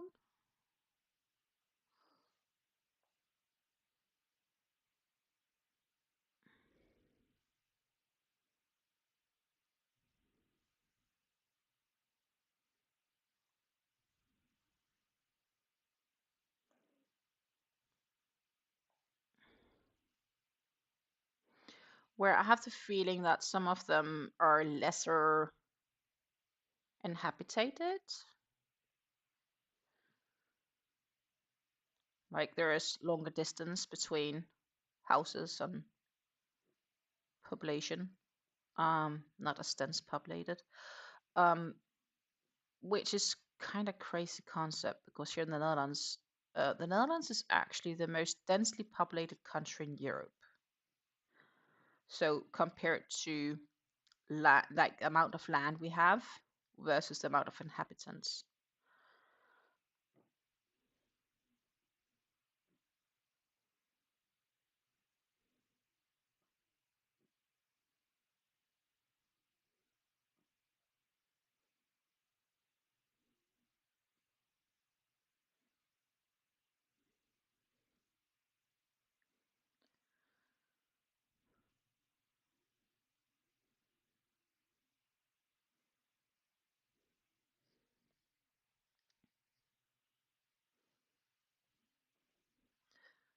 Opal says she lives in a village and it's fairly sparsely populated. So it's like one of those villages where everybody knows everyone, right? That's kind of like where my parents live. And I feel every time I'm home, people look at me as in if I'm a stranger because they're not used to me being there. And some might recognize me and some might just think tourist. Yeah, exactly. hmm Where I live now, I far from know everybody in the city I live in. The city I live in has about 10, 12,000 people. Um, and I definitely do not know everybody in my city. But I have the feeling that everybody knows my mom-in-law. But I think that's an age thing. And she's always been pretty present in the community. And she's a helpful soul. That helps, I guess. Not saying that I'm not helpful. On the other hand, the other day my neighbor wanted me to teach her to crochet. So who knows, maybe. The only question is if I can actually do that in Dutch. Of course, I know the terms in English. I actually don't know them in Dutch.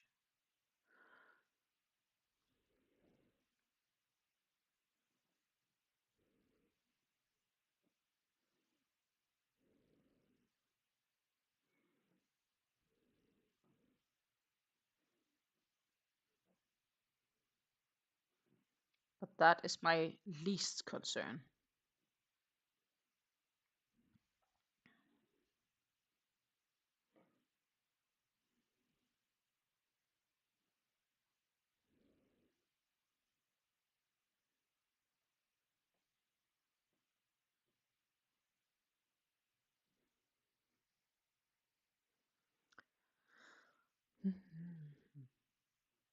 It is getting closer to 4 p.m. here in the Netherlands. Meanwhile,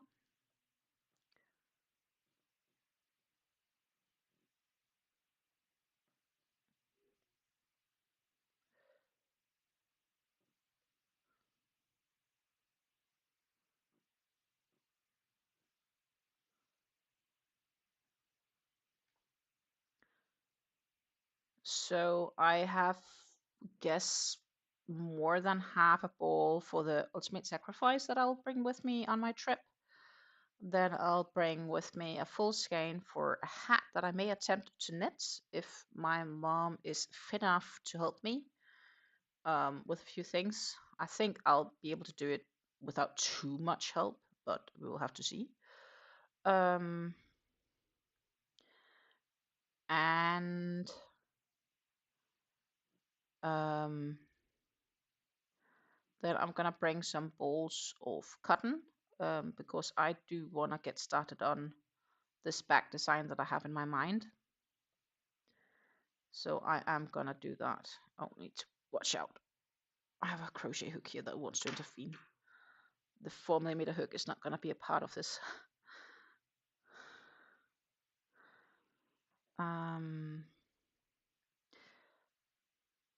2, 4, 5. And if I'm really happy with how the back turns out, I will make a new one with a tutorial for it.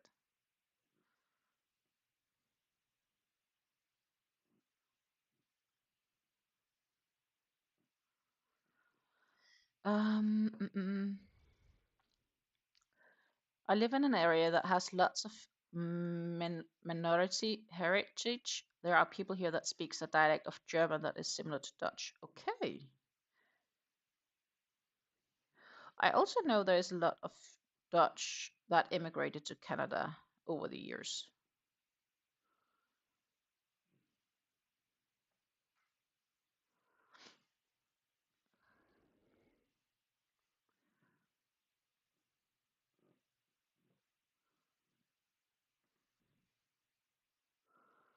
An example is like if you have watched National Geographic channel, Dr. Paul, the veterinarian, he's a Dutch guy that immigrated to America.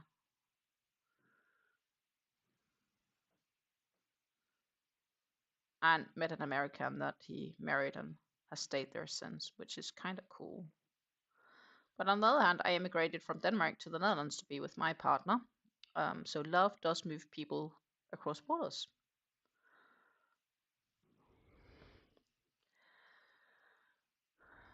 I believe in Switzerland they call that dialect flat German, so that would be like Plattdeutsch,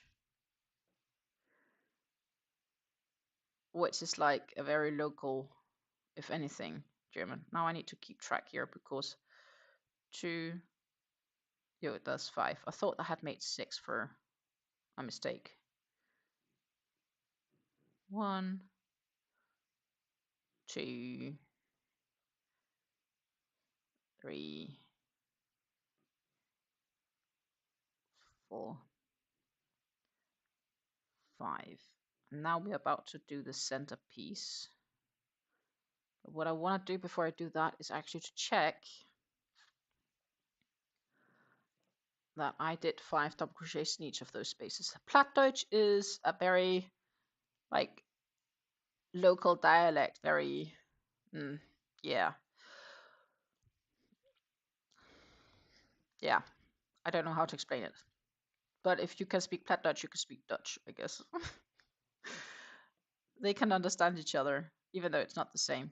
But also, when I in the beginning drove between Denmark and the Netherlands, and we drove past Germany or through Germany, I often around the borders would ask if we were listening to the German or the Dutch radio because I couldn't really hear the difference. Now I can clearly hear difference if they talk German or Dutch, but that helps when you live there. Let's see here. 2, 4, 5. It's good. 2, 4, 5. It's good. 5 is good. That one is good. That is good. That's good. That is good. That's good. That's good. That's also good. I should be good. I just want to double check because I would really hate finishing it and then realize I have to frog back, because that would really, with the amount of work each row is now, be really, really, really, really sad. I would really cry. Let's not forget I actually frogged this project back in January because I had forgotten a chain too somewhere. So that is why I'm trying to be better at double checking, if that makes sense, because I really don't want to do that again if I can prevent it for my life. 5, 5, 5. Yeah.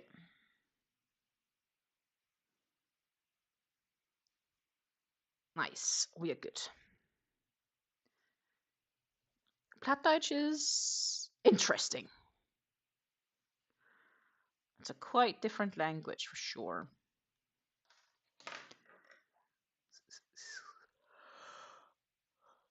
Oh, sorry. I'm very apologizing of that, but apparently I needed to yawn. If you haven't done it yet, do not forget to rehydrate. Hydration is important. Okay, so I need to do, of course, a double crochet in those single crochets here, which is the last 4. And then in that center space, I need to squeeze in 2 double crochets, chain 2 and 2 double crochets. But first we'll work in the 4 double crochets in those 4 single crochets from the previous row. Like that was 4 of them. And then we are gonna squeeze in 2, chain 2, and we'll squeeze in another 2 before we'll work in a double crochet in each of the 4 single crochets, and then we are back on doing the 5 in each chain space.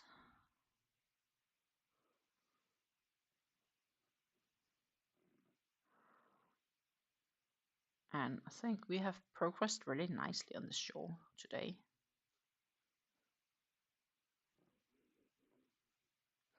Not sure how much more I will get to crochet today. I have a few things I really need to get done later, including groceries. But since I need to pick up some heavier groceries, I need to wait for my partner to get home from work.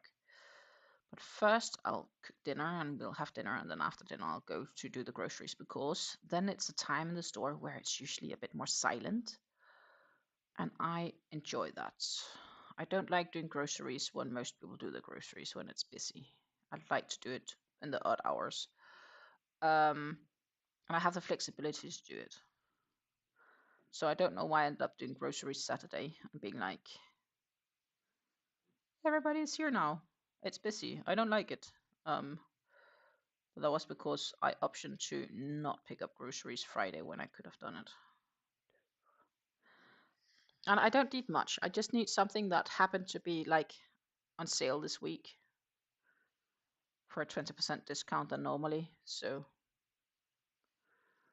and then I have some volunteer work that I do where I need to get some stuff handled for that. Um, then I might spend some time with my partner. Some quality time. That is also important that we remember the people around us, that we don't dwell too far into our crafts.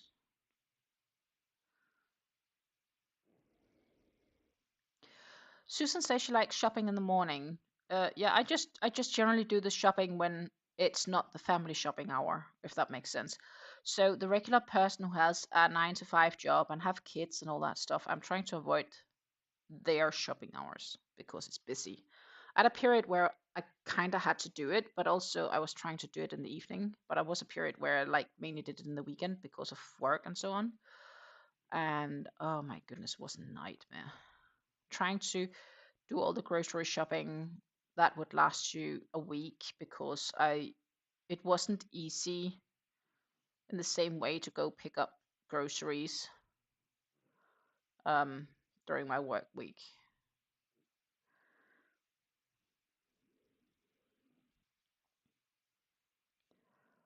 And now it's much easier for me just to go along if I'm missing something.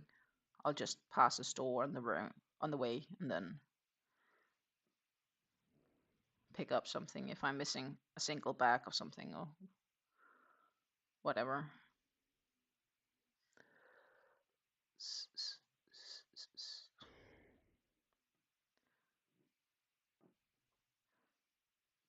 And today's dinner is going to be a chicken schnitzel. So it's basically like schnitzel but made from chicken.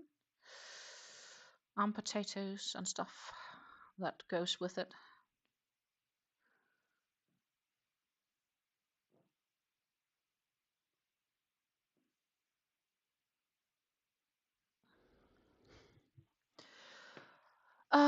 Upper says, Dina, what's your email again? I'll send you a pic of the Moroccan mint shawl I just finished and the last Ceylon I did. My email would be by.muhay@gmail.com, which I'll write down in the chat for you because most people cannot spell it.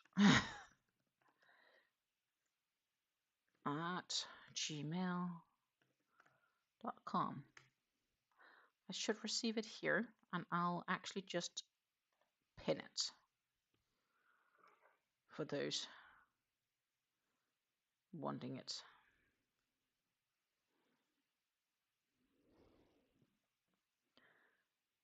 245. Yep.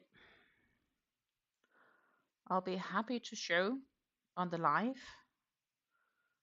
if you want me to. Once you have sent, we can all have a lovely look at your gorgeous work. If you just want me to look at it, that's fine too. 2, 4.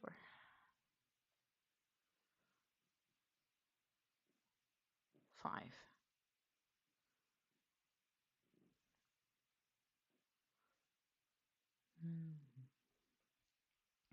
I want to make some more bucket hats also. But I will need to have a look at my stash if I may need yarn for that. That's a question mark. 2,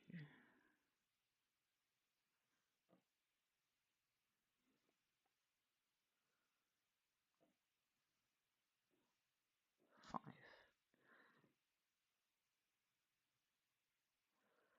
2, 4, 5. I'm allowed to show the photos. Just note that they are still on the blocking mats, which is not a problem. I've shown photos on the blocking mats before. 2, 4, 5.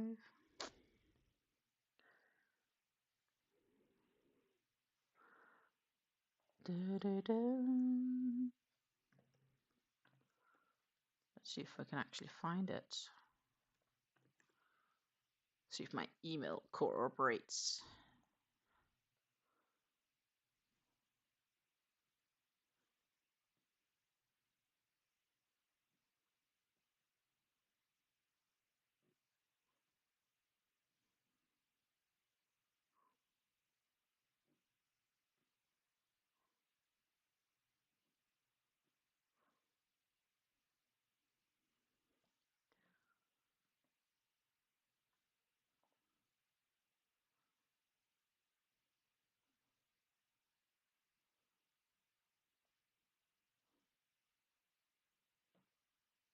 Hmm.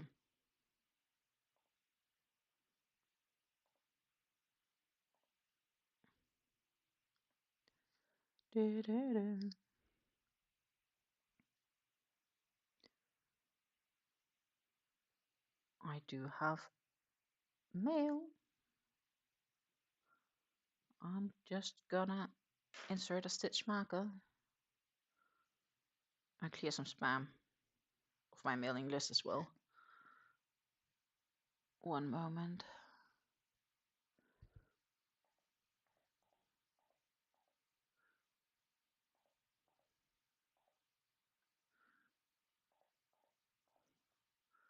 So that's all stuff I don't need anymore.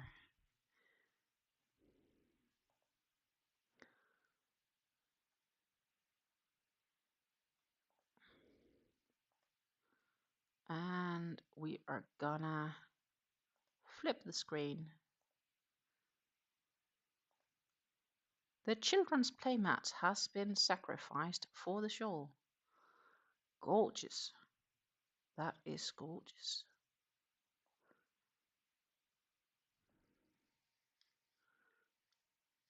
This must be the Moroccan, because it's definitely not looking like the Ceylon. I haven't made the Moroccan mint yet. That is also on my to-do list for eventually.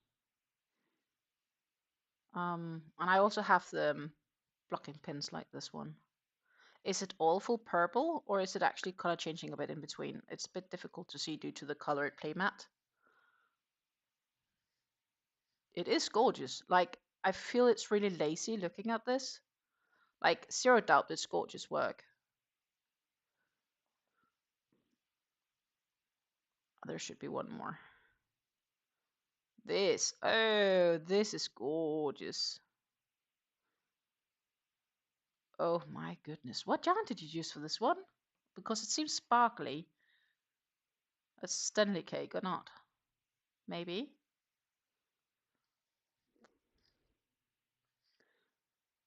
Okay, the Moroccan was pink and blue. Yeah, that was a bit difficult to see on the blocking board. But this one is gorgeous. I have the feeling it's sparkly, but I'm not sure. It's not sparkly. It's just the brightness of the photo then. It's a Hirschner Milland. So was it like the Milland? Was it like the cotton acrylic, or was it a pure cotton? It's gorgeous though. Absolutely gorgeous. And it's impressive how it fits that the bordering here is black. Or did you also yarn control it? Like color control it? I don't know. It's cotton acrylic. So it's a bit like the Hobby Twisters actually.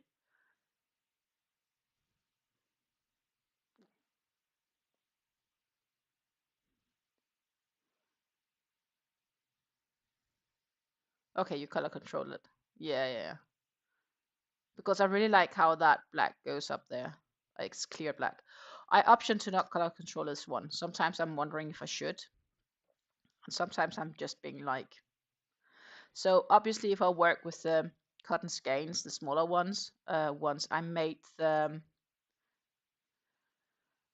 made the Jasmine Tea Shawl quite a while ago. Let me see if I can find that for you.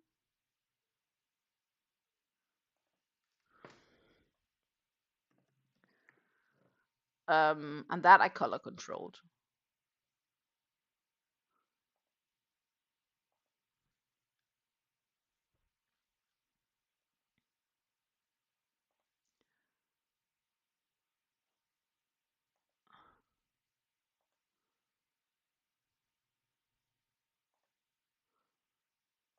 There we go. It's on my Instagram.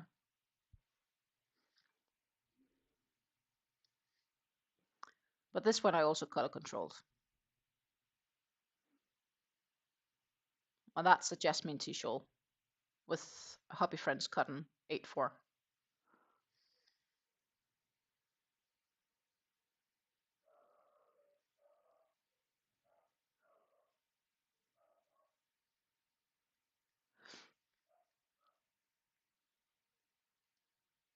Susan asked what hook size, and Utball says 3.75mm hook, and the Moroccan Mint was a 4mm. This one I used, I do believe, a 3.75mm too,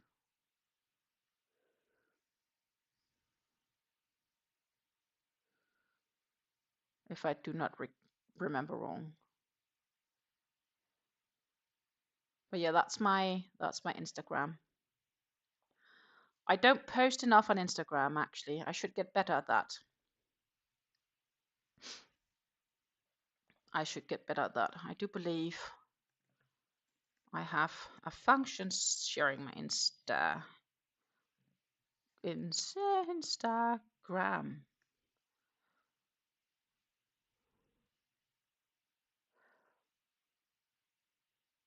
Yeah, it worked.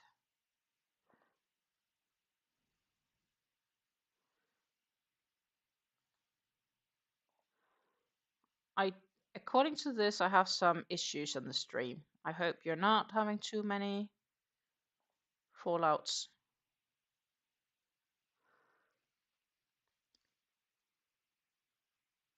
Boss, did you use the sock yarn for the Moroccan Mint? You mentioned sock yarns you got on Premier Yarn's Black Friday sale.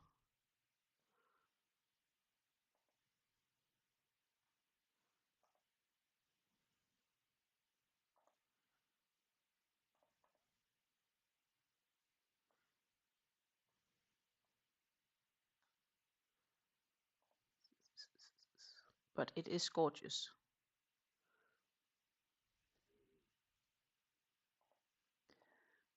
Lots of gorgeous things. It was Universal Yarns.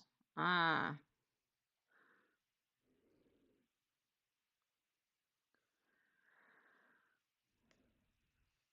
You're very welcome. But yeah, it's definitely gorgeous work.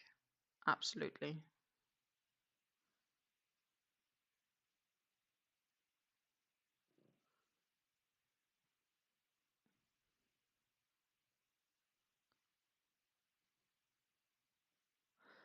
I made a dye-eating tea shawl last spring that was also really gorgeous. Actually in the same yarn as this one, but in a red to creamish peach.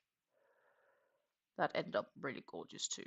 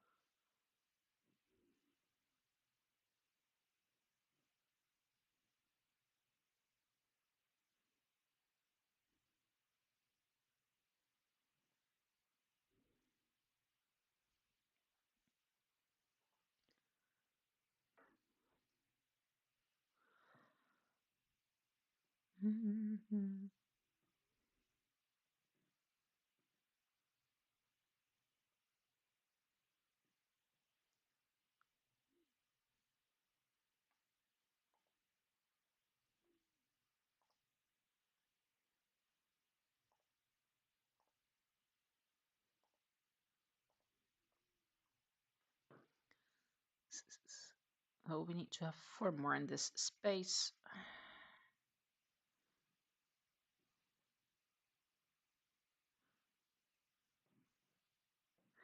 I saw she was working on a new design as well, Red Teapot Atelier, where I was like, oh, it looks good. She actually shared that Jasmine Tea Shawl.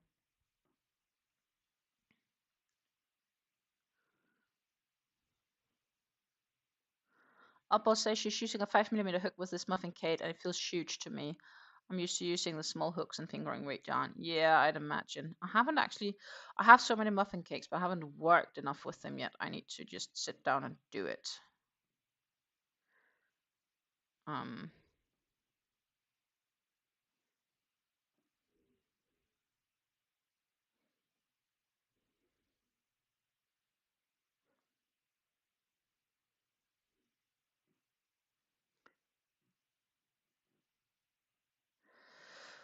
I think there has been too many projects that's deviated my attention. and I have too much yarn for my own good.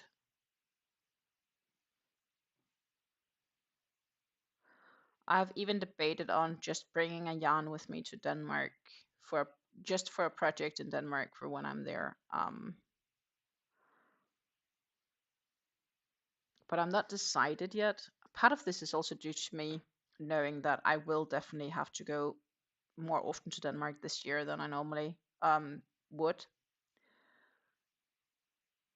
which is fine. I'm absolutely good with that. I can also wait with bringing more until at some stage I will have to go there, or I will go there with my partner.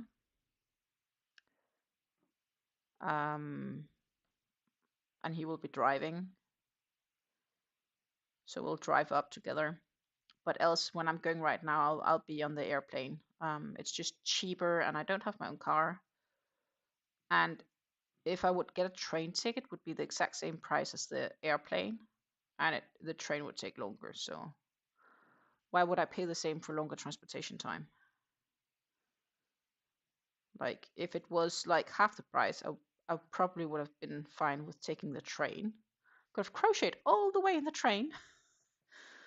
But if it's not like if there isn't an economical benefit of taking the train, then I'll take the airplane. Like if it doesn't make financially sense.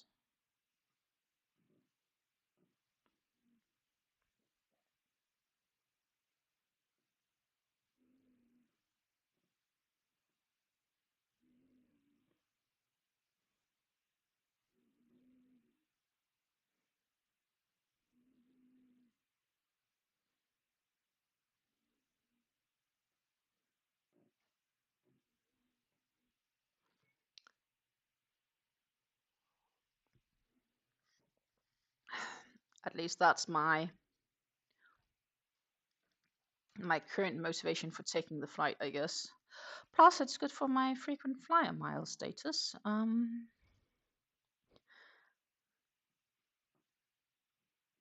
After all, I may end up having free check-in luggage if I fly enough this year. Once I had that. Once upon a time, I flew enough to do that.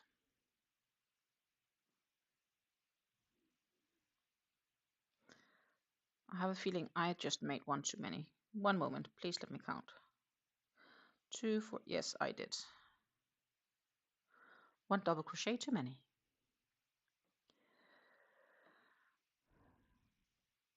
Okay, Oddball says, never flown with crochet hooks in Europe, but the only country that has given me issue is Mexico. Apparently, there shouldn't be an issue flying with hooks in Europe. But I don't know because I have never done it before either. So what I will be doing is I will put my hooks, we'll put my good hooks, I'll check them in as my luggage with my checked in luggage, and my lesser good hooks I'll bring with me on the aircraft. Because I will have probably to wait a bit in the airport before boarding and so on. So that's probably what I'll do, is that I'll check in the good hook, so to say. Then it's only if my luggage is lost, which is, well, I'll feel horrible about that, but I'll throw an air tag on it and it should be fine. And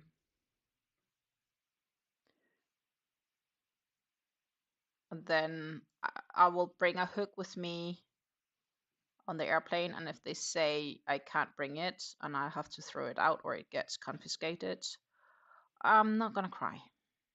Like one of those hooks. The replaceable ones. Of course, I don't want to lose a hook in general, but that is the only way you can find out. And some of my yarns I will put in on my check-in as well. And I'll just bring maybe 2 balls or something like that with me on the flight itself.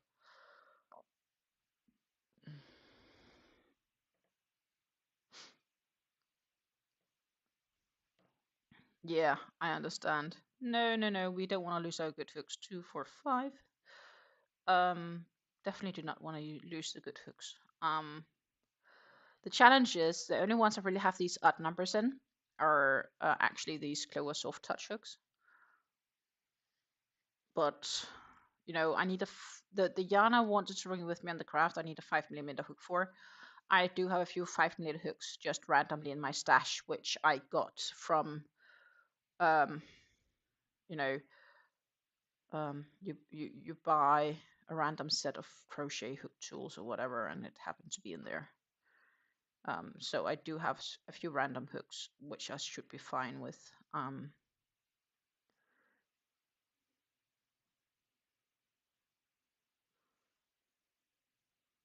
2, 4, should be good here on 5. Yep.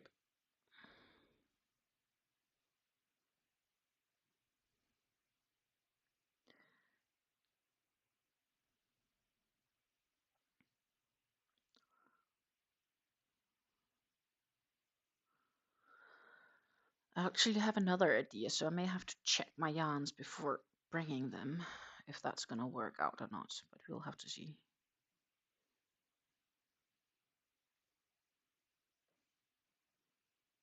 I think I should have enough to do it.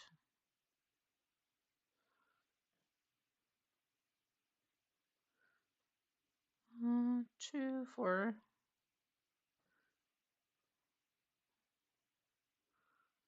2, 4, 5.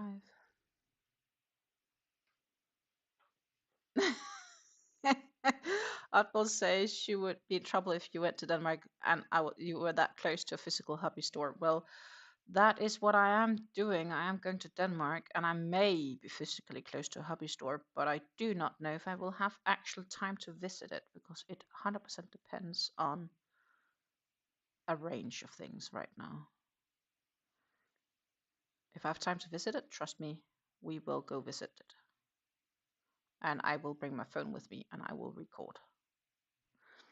But I don't know yet because it depends on my mom and how she is. I will be at my parents' place and they have a little store. Oh, it's a grocery store, but they do have a little yarn department. And I think I want to go to see if we can visit that at least while I'm there. I should be able to squeeze that in regardless because that's a bit more flexible. So I may do that. 2, 4, 5. I'm sorry to hear. But both says her mom also went through cancer stuff.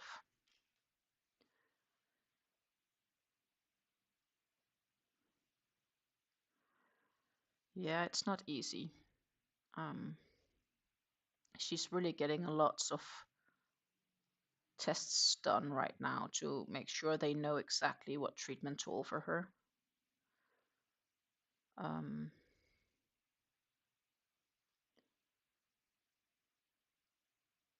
they really should, given the fact that, like, the really worst part of it is the fact that somebody made a mistake back in September where the tumor was visible on the CT scan, but they didn't say anything because they didn't focus on the tumor, they focused on something else on that CT scan. Very appreciative that the hospital admitted they made a fault, but not very appreciative that they did the fault, so to say. But at least they admitted it, and they also want to support any claim if my mom wants to make a case of it, which I think she might do. In any case, not because money by any means can replace her or any other person, but the costs my parents have right now is also pretty high because of the constant travel back and forth between hospitals and so on. So that sort of financial compensation would at least be something, I guess. And the doctors even say, like, if she wants to make a case, they want to support her because, they admit to the fact that it was a fault and it should never have happened. But it did happen. Yeah.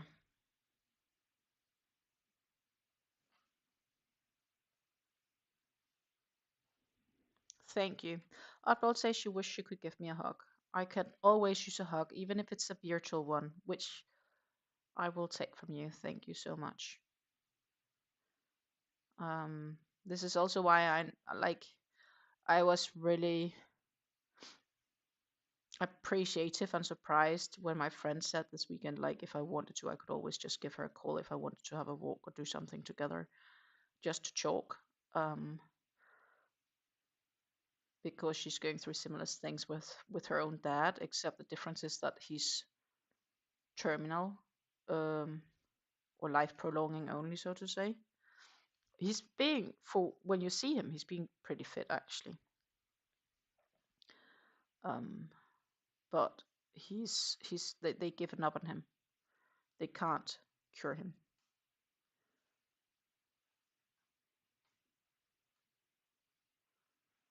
Which is also hefty to know, right?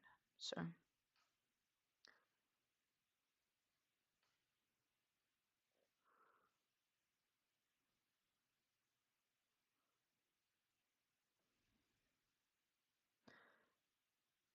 4,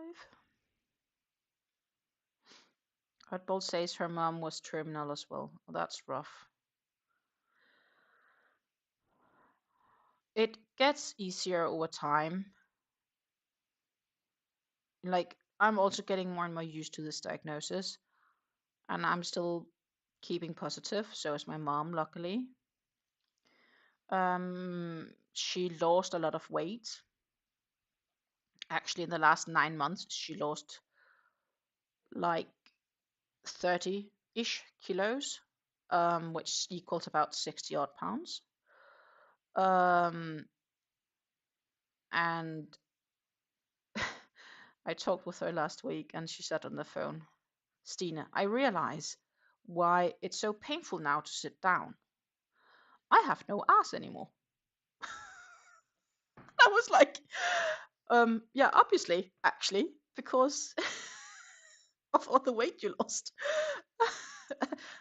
It also went away from the bum. She was like, I've been sitting in this chair here at the hospital, and I've been starting to wonder why it hurts sitting down. And I noticed on the toilet that I don't have an ass anymore. Like, and let's face it, she has had a bum ever since, like, all of my life. I remember. Me and my mom look so much alike. You wouldn't even be in doubt actually that my mom is my mom. We like I'm a copy of her, just a younger version. The only thing I have inherited from my dad is stubbornness and my teeth. The rest is my mom's, I think.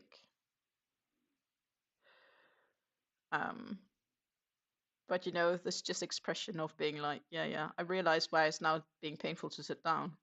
I have no ass anymore. And I was like, valid, valid, valid.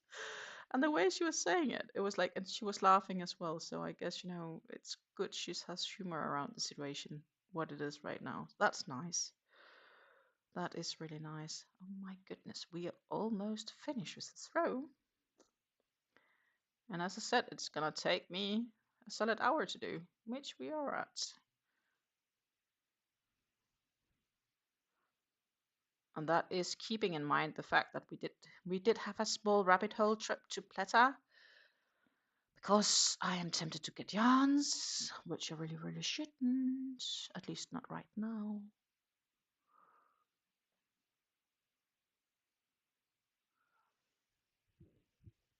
Yeah, humor will definitely help, and she's optimistic, which also helps, right? There's no signs of giving up by any means. And it is it's a tough period, and she knows as well it's a tough period. So it's not an easy time which we're heading into.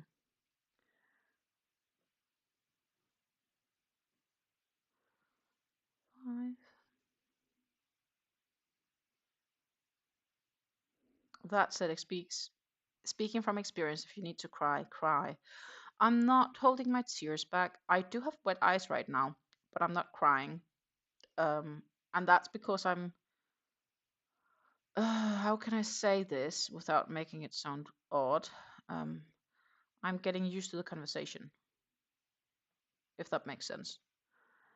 And also, given the fact that until last week, Thursday, the diagnosis was lung cancer, and it's been changed to lymphoma, which is still shit because it's still cancer. It's a better prognosis for recovery.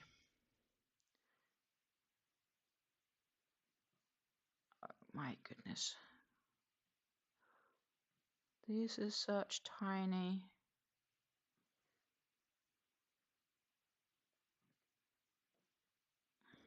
There it is. So the prognosis is just better, and I think that also sort of helped me a bit. And I still have my moments where I'm just spontaneously crying.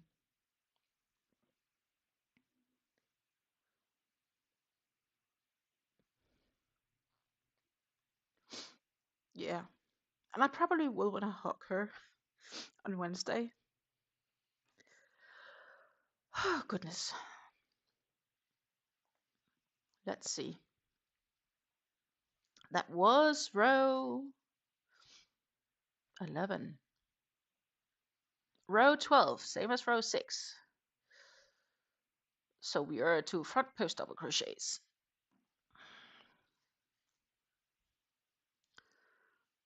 So before I do that, I will double check again that indeed that I did 5 in all those centers, etc. 5, 5, 5, 5, 5, 5, 5, 5, 5, 5, 5, 5, 5, 5. It's quite a few repeating rows. If you give me a moment, I'll tell you. But it's like 17 rows or something like that. 5, 5, 5.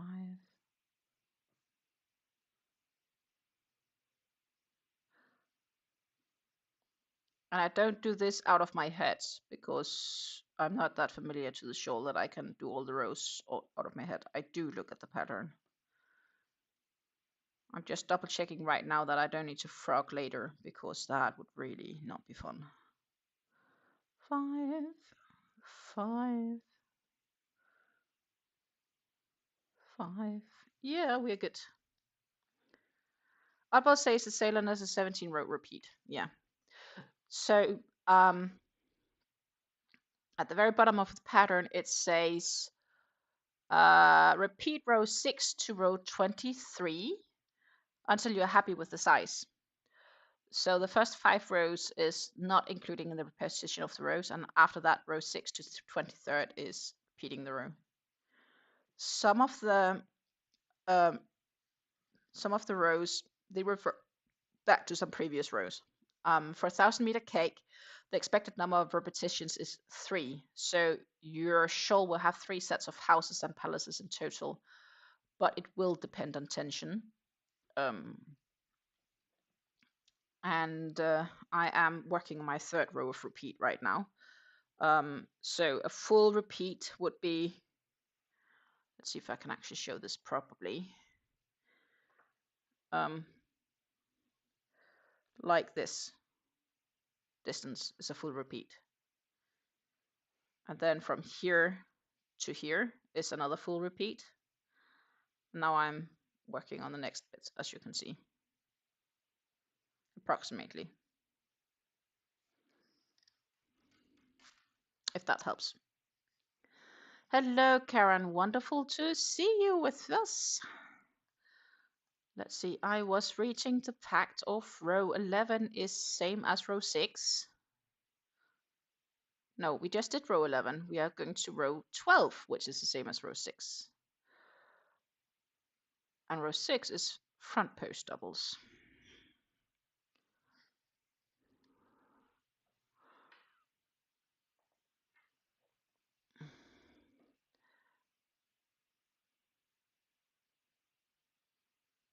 And here it says, Susan says, I'll definitely make a spreadsheet for that shawl. Yeah. I guess it's it's helpful. She does make graphs every row, and she makes really, as Utball says, she makes some really nicely written patterns. Ines is a great designer, and if you can read a graph, then that's kind of how I easily can see it, also where I am at and so on. It's just, I guess, practice.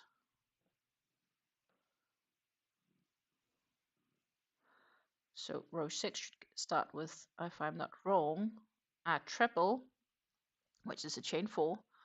Yes, and 2 doubles in the same stitch. And then it is front post into each stitch until the middle center, which is 2 double crochets, chain 2 double crochets. Then it's front post all the way to the end, double crochets until the last stitch where you enter 2 double crochets and a treble. I can already say now I will not reach to finish this row before the end of this chat, of this live, but we will see how far I get. Karen, everything is well, or as well as they can be. I think that's more valid to say. Everything as well as they can be these days. And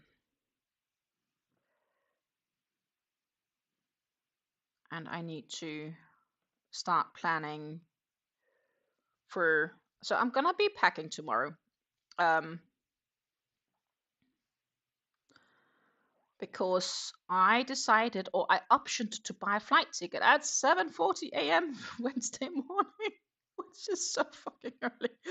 Sorry for my words. Why did I do that? Well, it was the best price for the best time. But I have an hour and a half to the airport, which means I have to get up and drive. We have to drive at like 4:30. Goodness me.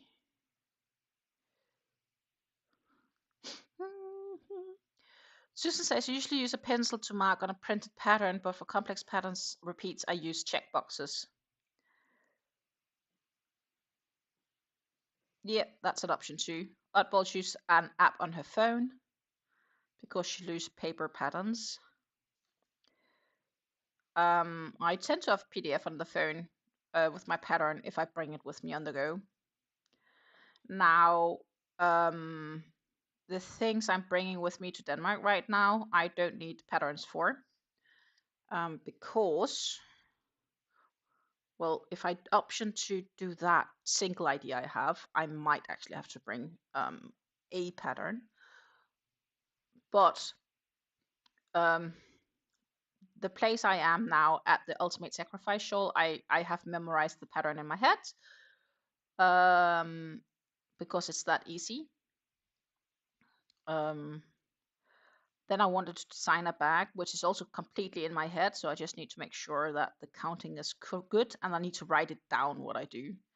I'll do that in notes, because if I do and it's working out great, I will, and if you guys like it, of course, I'll probably make a tutorial. I'll assume that you could approach a similar bag style by using like peaches or cream cotton or something like that.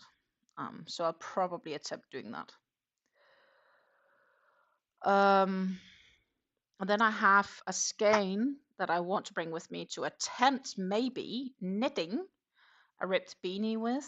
My mom has a pattern that can be adapted to any yarn and any hook size. So I might actually attempt doing that just for fun of it to see if I actually do remember knitting. And she has some hooks that I can borrow, or needles in this case. So I'll hope she's home and not in the hospital. But again, that depends on how she feels. We will have to see. Right now, she is discharged as of this afternoon. The doctor thought it was a great idea she could be home in her bed tonight. But she has to get up in the morning for the PET scan, which is like a 2 hours drive. But they will pick her up from the hospital to ensure she gets there so my dad doesn't have to drive.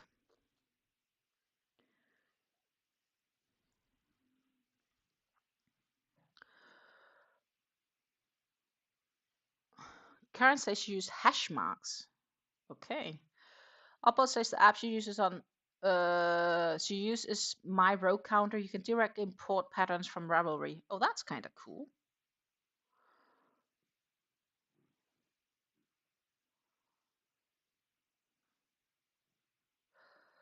Another reason for me, obviously, to write down if I end up with a nice design bag is that I might want to make a written pattern as well and simply put that written pattern for sale and then have a video tutorial, and then people can like still buy the written pattern if they feel like it. There are always people that prefer the written options optional to the video options, especially like if they bring them with them on the go. So I'll imagine that is kind of what I want to do. And I need to start thinking about how to approach certain things in a business minded way. Again, right now, flexibility in life would be great due to, again, my family situation. Thank you so much, Karen. Any prayers is very much appreciated these days. I really have the feeling the prayers are genuine and they help. So thank you so much. Oddball says you prefer written versus video. There you see.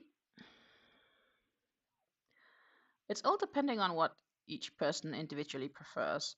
For me, it depends. I can do both. Written is useful if it's something you're bringing with you. Because if I'm in the aircraft, I don't have any use for video unless it's a video I can download. And then yet you still need enough power on your device, where on a written pattern, if it's not too complex, it's easier to bring with you on your digital devices or print a version of it. You're not dependent on the internet, if that makes sense. So I have to say, this row I really like because I don't need to do any counting. I just need to do front post double crochets. Like, it's a really gorgeous row, this one. There's no counting. It's just me tuning out those front post double crochets right now.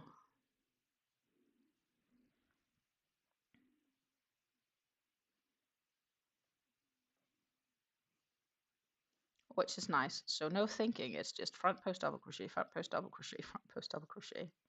This is a good row for stream. Oddball says, my mom taught me to read a pattern years before I could crochet. Oh, that's funny, actually. I'm not sure if I was ever taught to read a pattern. I just can. I find them logic. As long as I know what each sign means, then I find them logic. I actually have an app where I should be able to draw those diagrams in.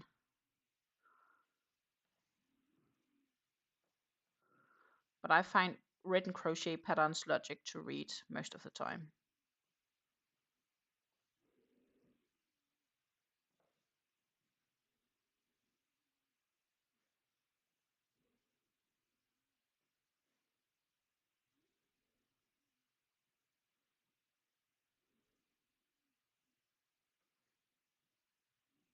Could be me.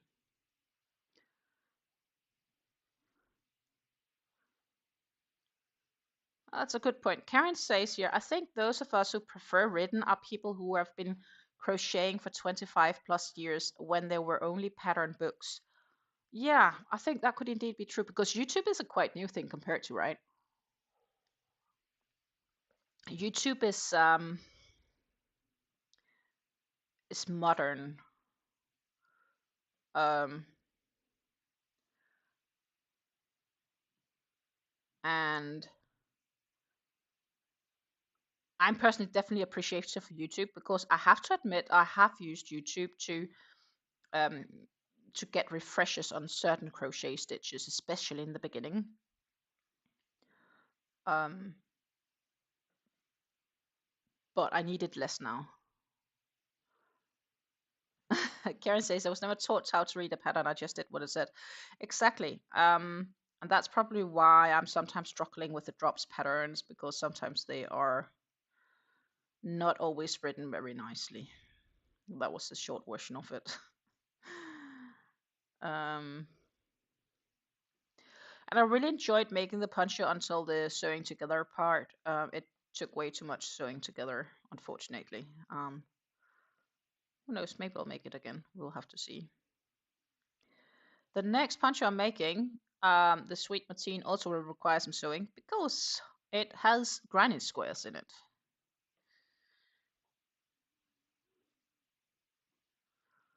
But that, my friends, is a headache for another time and not for today.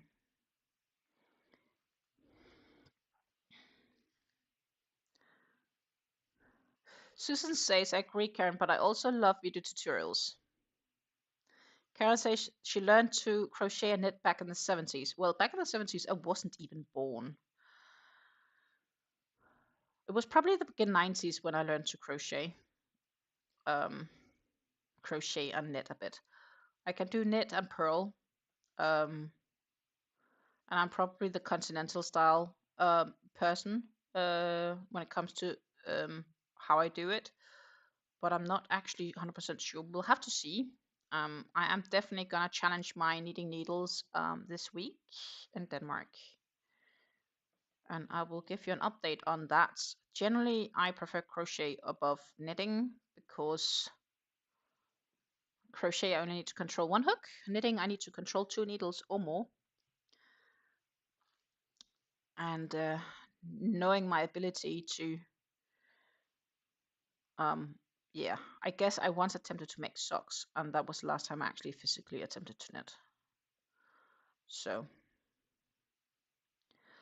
but I did buy some knitting needles in the event that I wanted to attempt the rib beanie, which Passionate makes. She has a tutorial for it. I just need to double up some yarns to be able to get the right thickness for it. That's also a future project idea in mind, but I haven't gotten around it yet.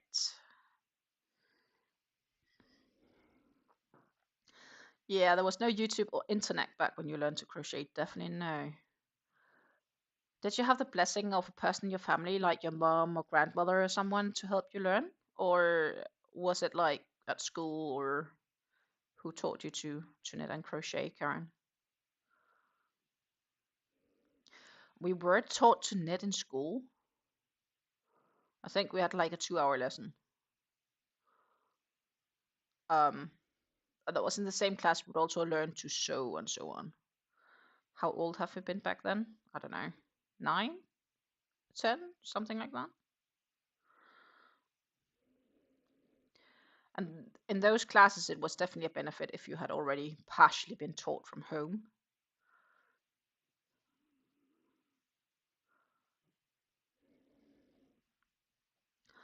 Oddball says her mom taught her to read patterns. So for me now, it is if I'm in doubt of anything with a pattern, I'll always just ask my mom, which is so nice. Karen says her grandmother taught her. Sweet. I think I concluded with my mom last week that she was probably the one that taught me both, even though my grandmothers could have taught me.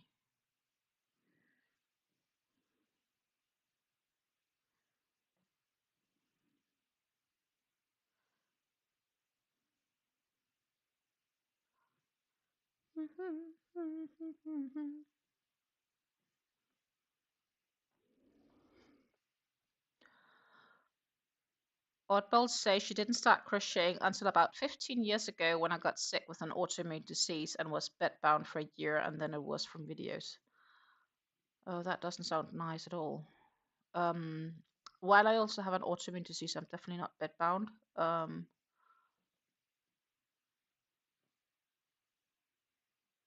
Which I appreciate, but it does give me some limitations work-wise as to the energy I have to do certain things.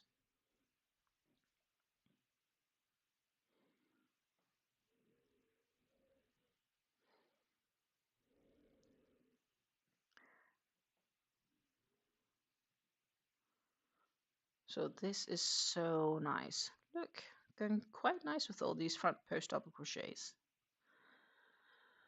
I love that I don't need to count here and that I just can keep crocheting.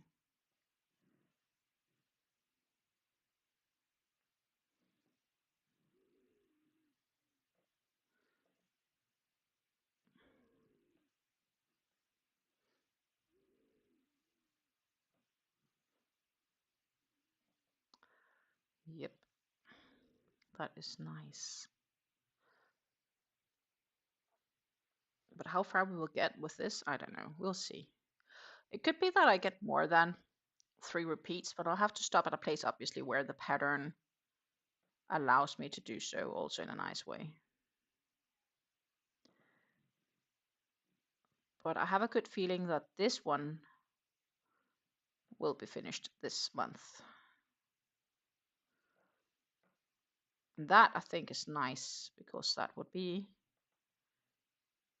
a cake down in my decrease my stash projects.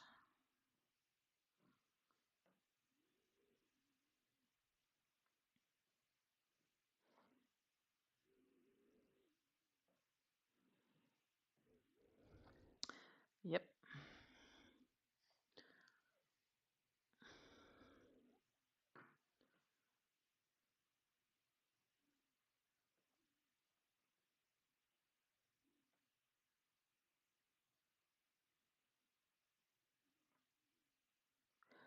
Yeah, well, in any case, I have to see what room I have in my luggage.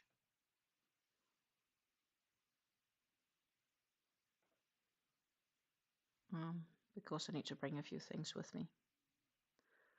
Let's see. I think what we will do is I'll go to the tip point, and that's probably going to be around the time to end. Because we are closing up on 5 p.m. here in Europe, which means that it's usually when I tend to close down my streams due to other life obligations, like cooking dinner. I need to peel potatoes still. And given the fact that I am not employed, my partner will be disappointed if dinner is not ready when he gets home, which is fair enough. Or ready already, as good as ready, that it is in progress. And I'm fine with that.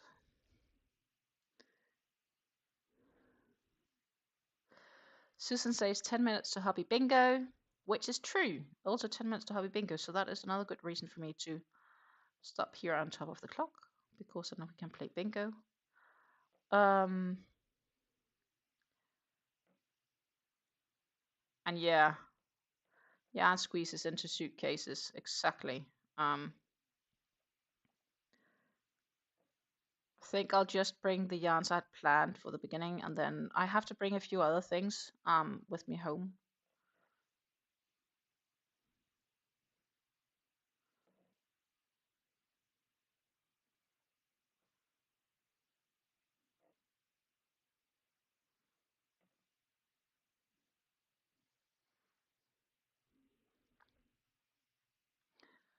Karen says, my grandmother taught me to make a granny square afghan and the stitches involved in that. And then she gave me the yarn and hook and said, you're on your own. I can't help you. I'm left-handed. Oh my goodness. But you made it from here then, so that's pretty impressive still.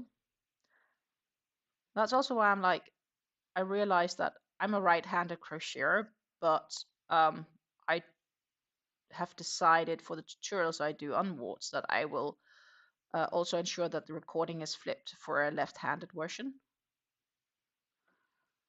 So that is my intention, to post both left and right-handed, because I want to be inclusive. And the niece of my cousin's daughter wants to learn to crochet, but she's also a lefty. And technically I could crochet with my other hand, but it's not gonna go very quick when I do. So right now I'll just yeah, we'll get to there when and if needed.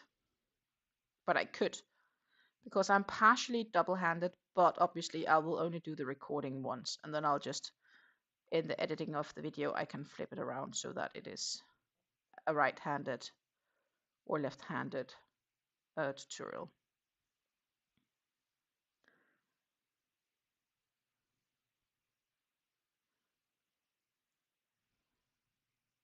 My grandma got very frustrated with me and threw the yarn and hook at me and said, yeah, said you're on your own. My grandfather's antique knitting machine. I'm trying to figure it out. Oh, that's cool. My granddad could knit.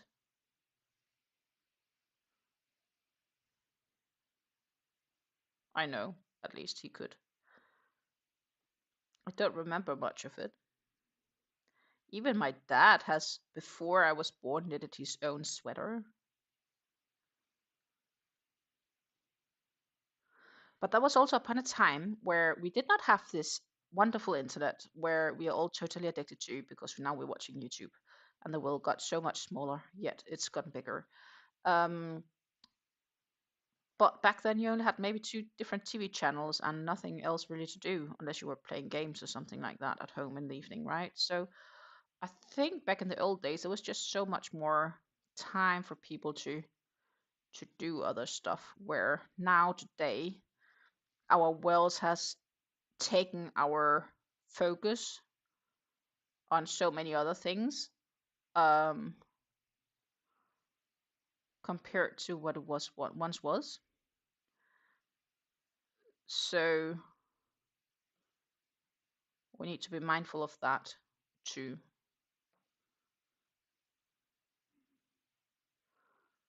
We are almost at the center here.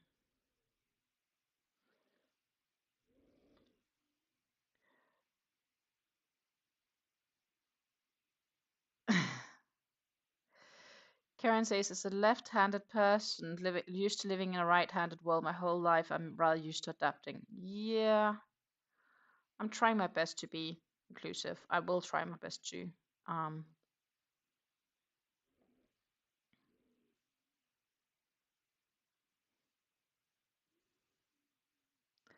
1, 2, 1, 2. We are at the center.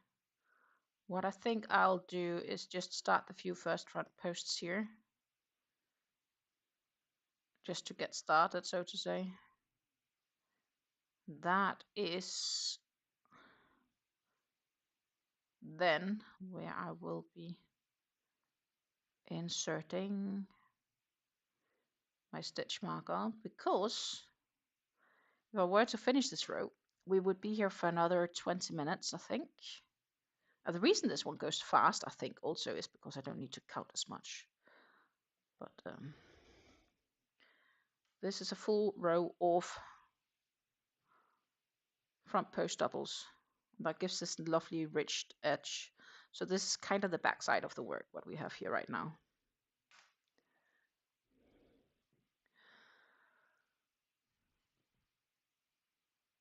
Oddball says it's a flatbed machine and was made in Germany in 1953. Wow. Also getting a spinning wheel that he made later this year. My aunt is currently having it. Awesome. Wow. That's interesting. Definitely.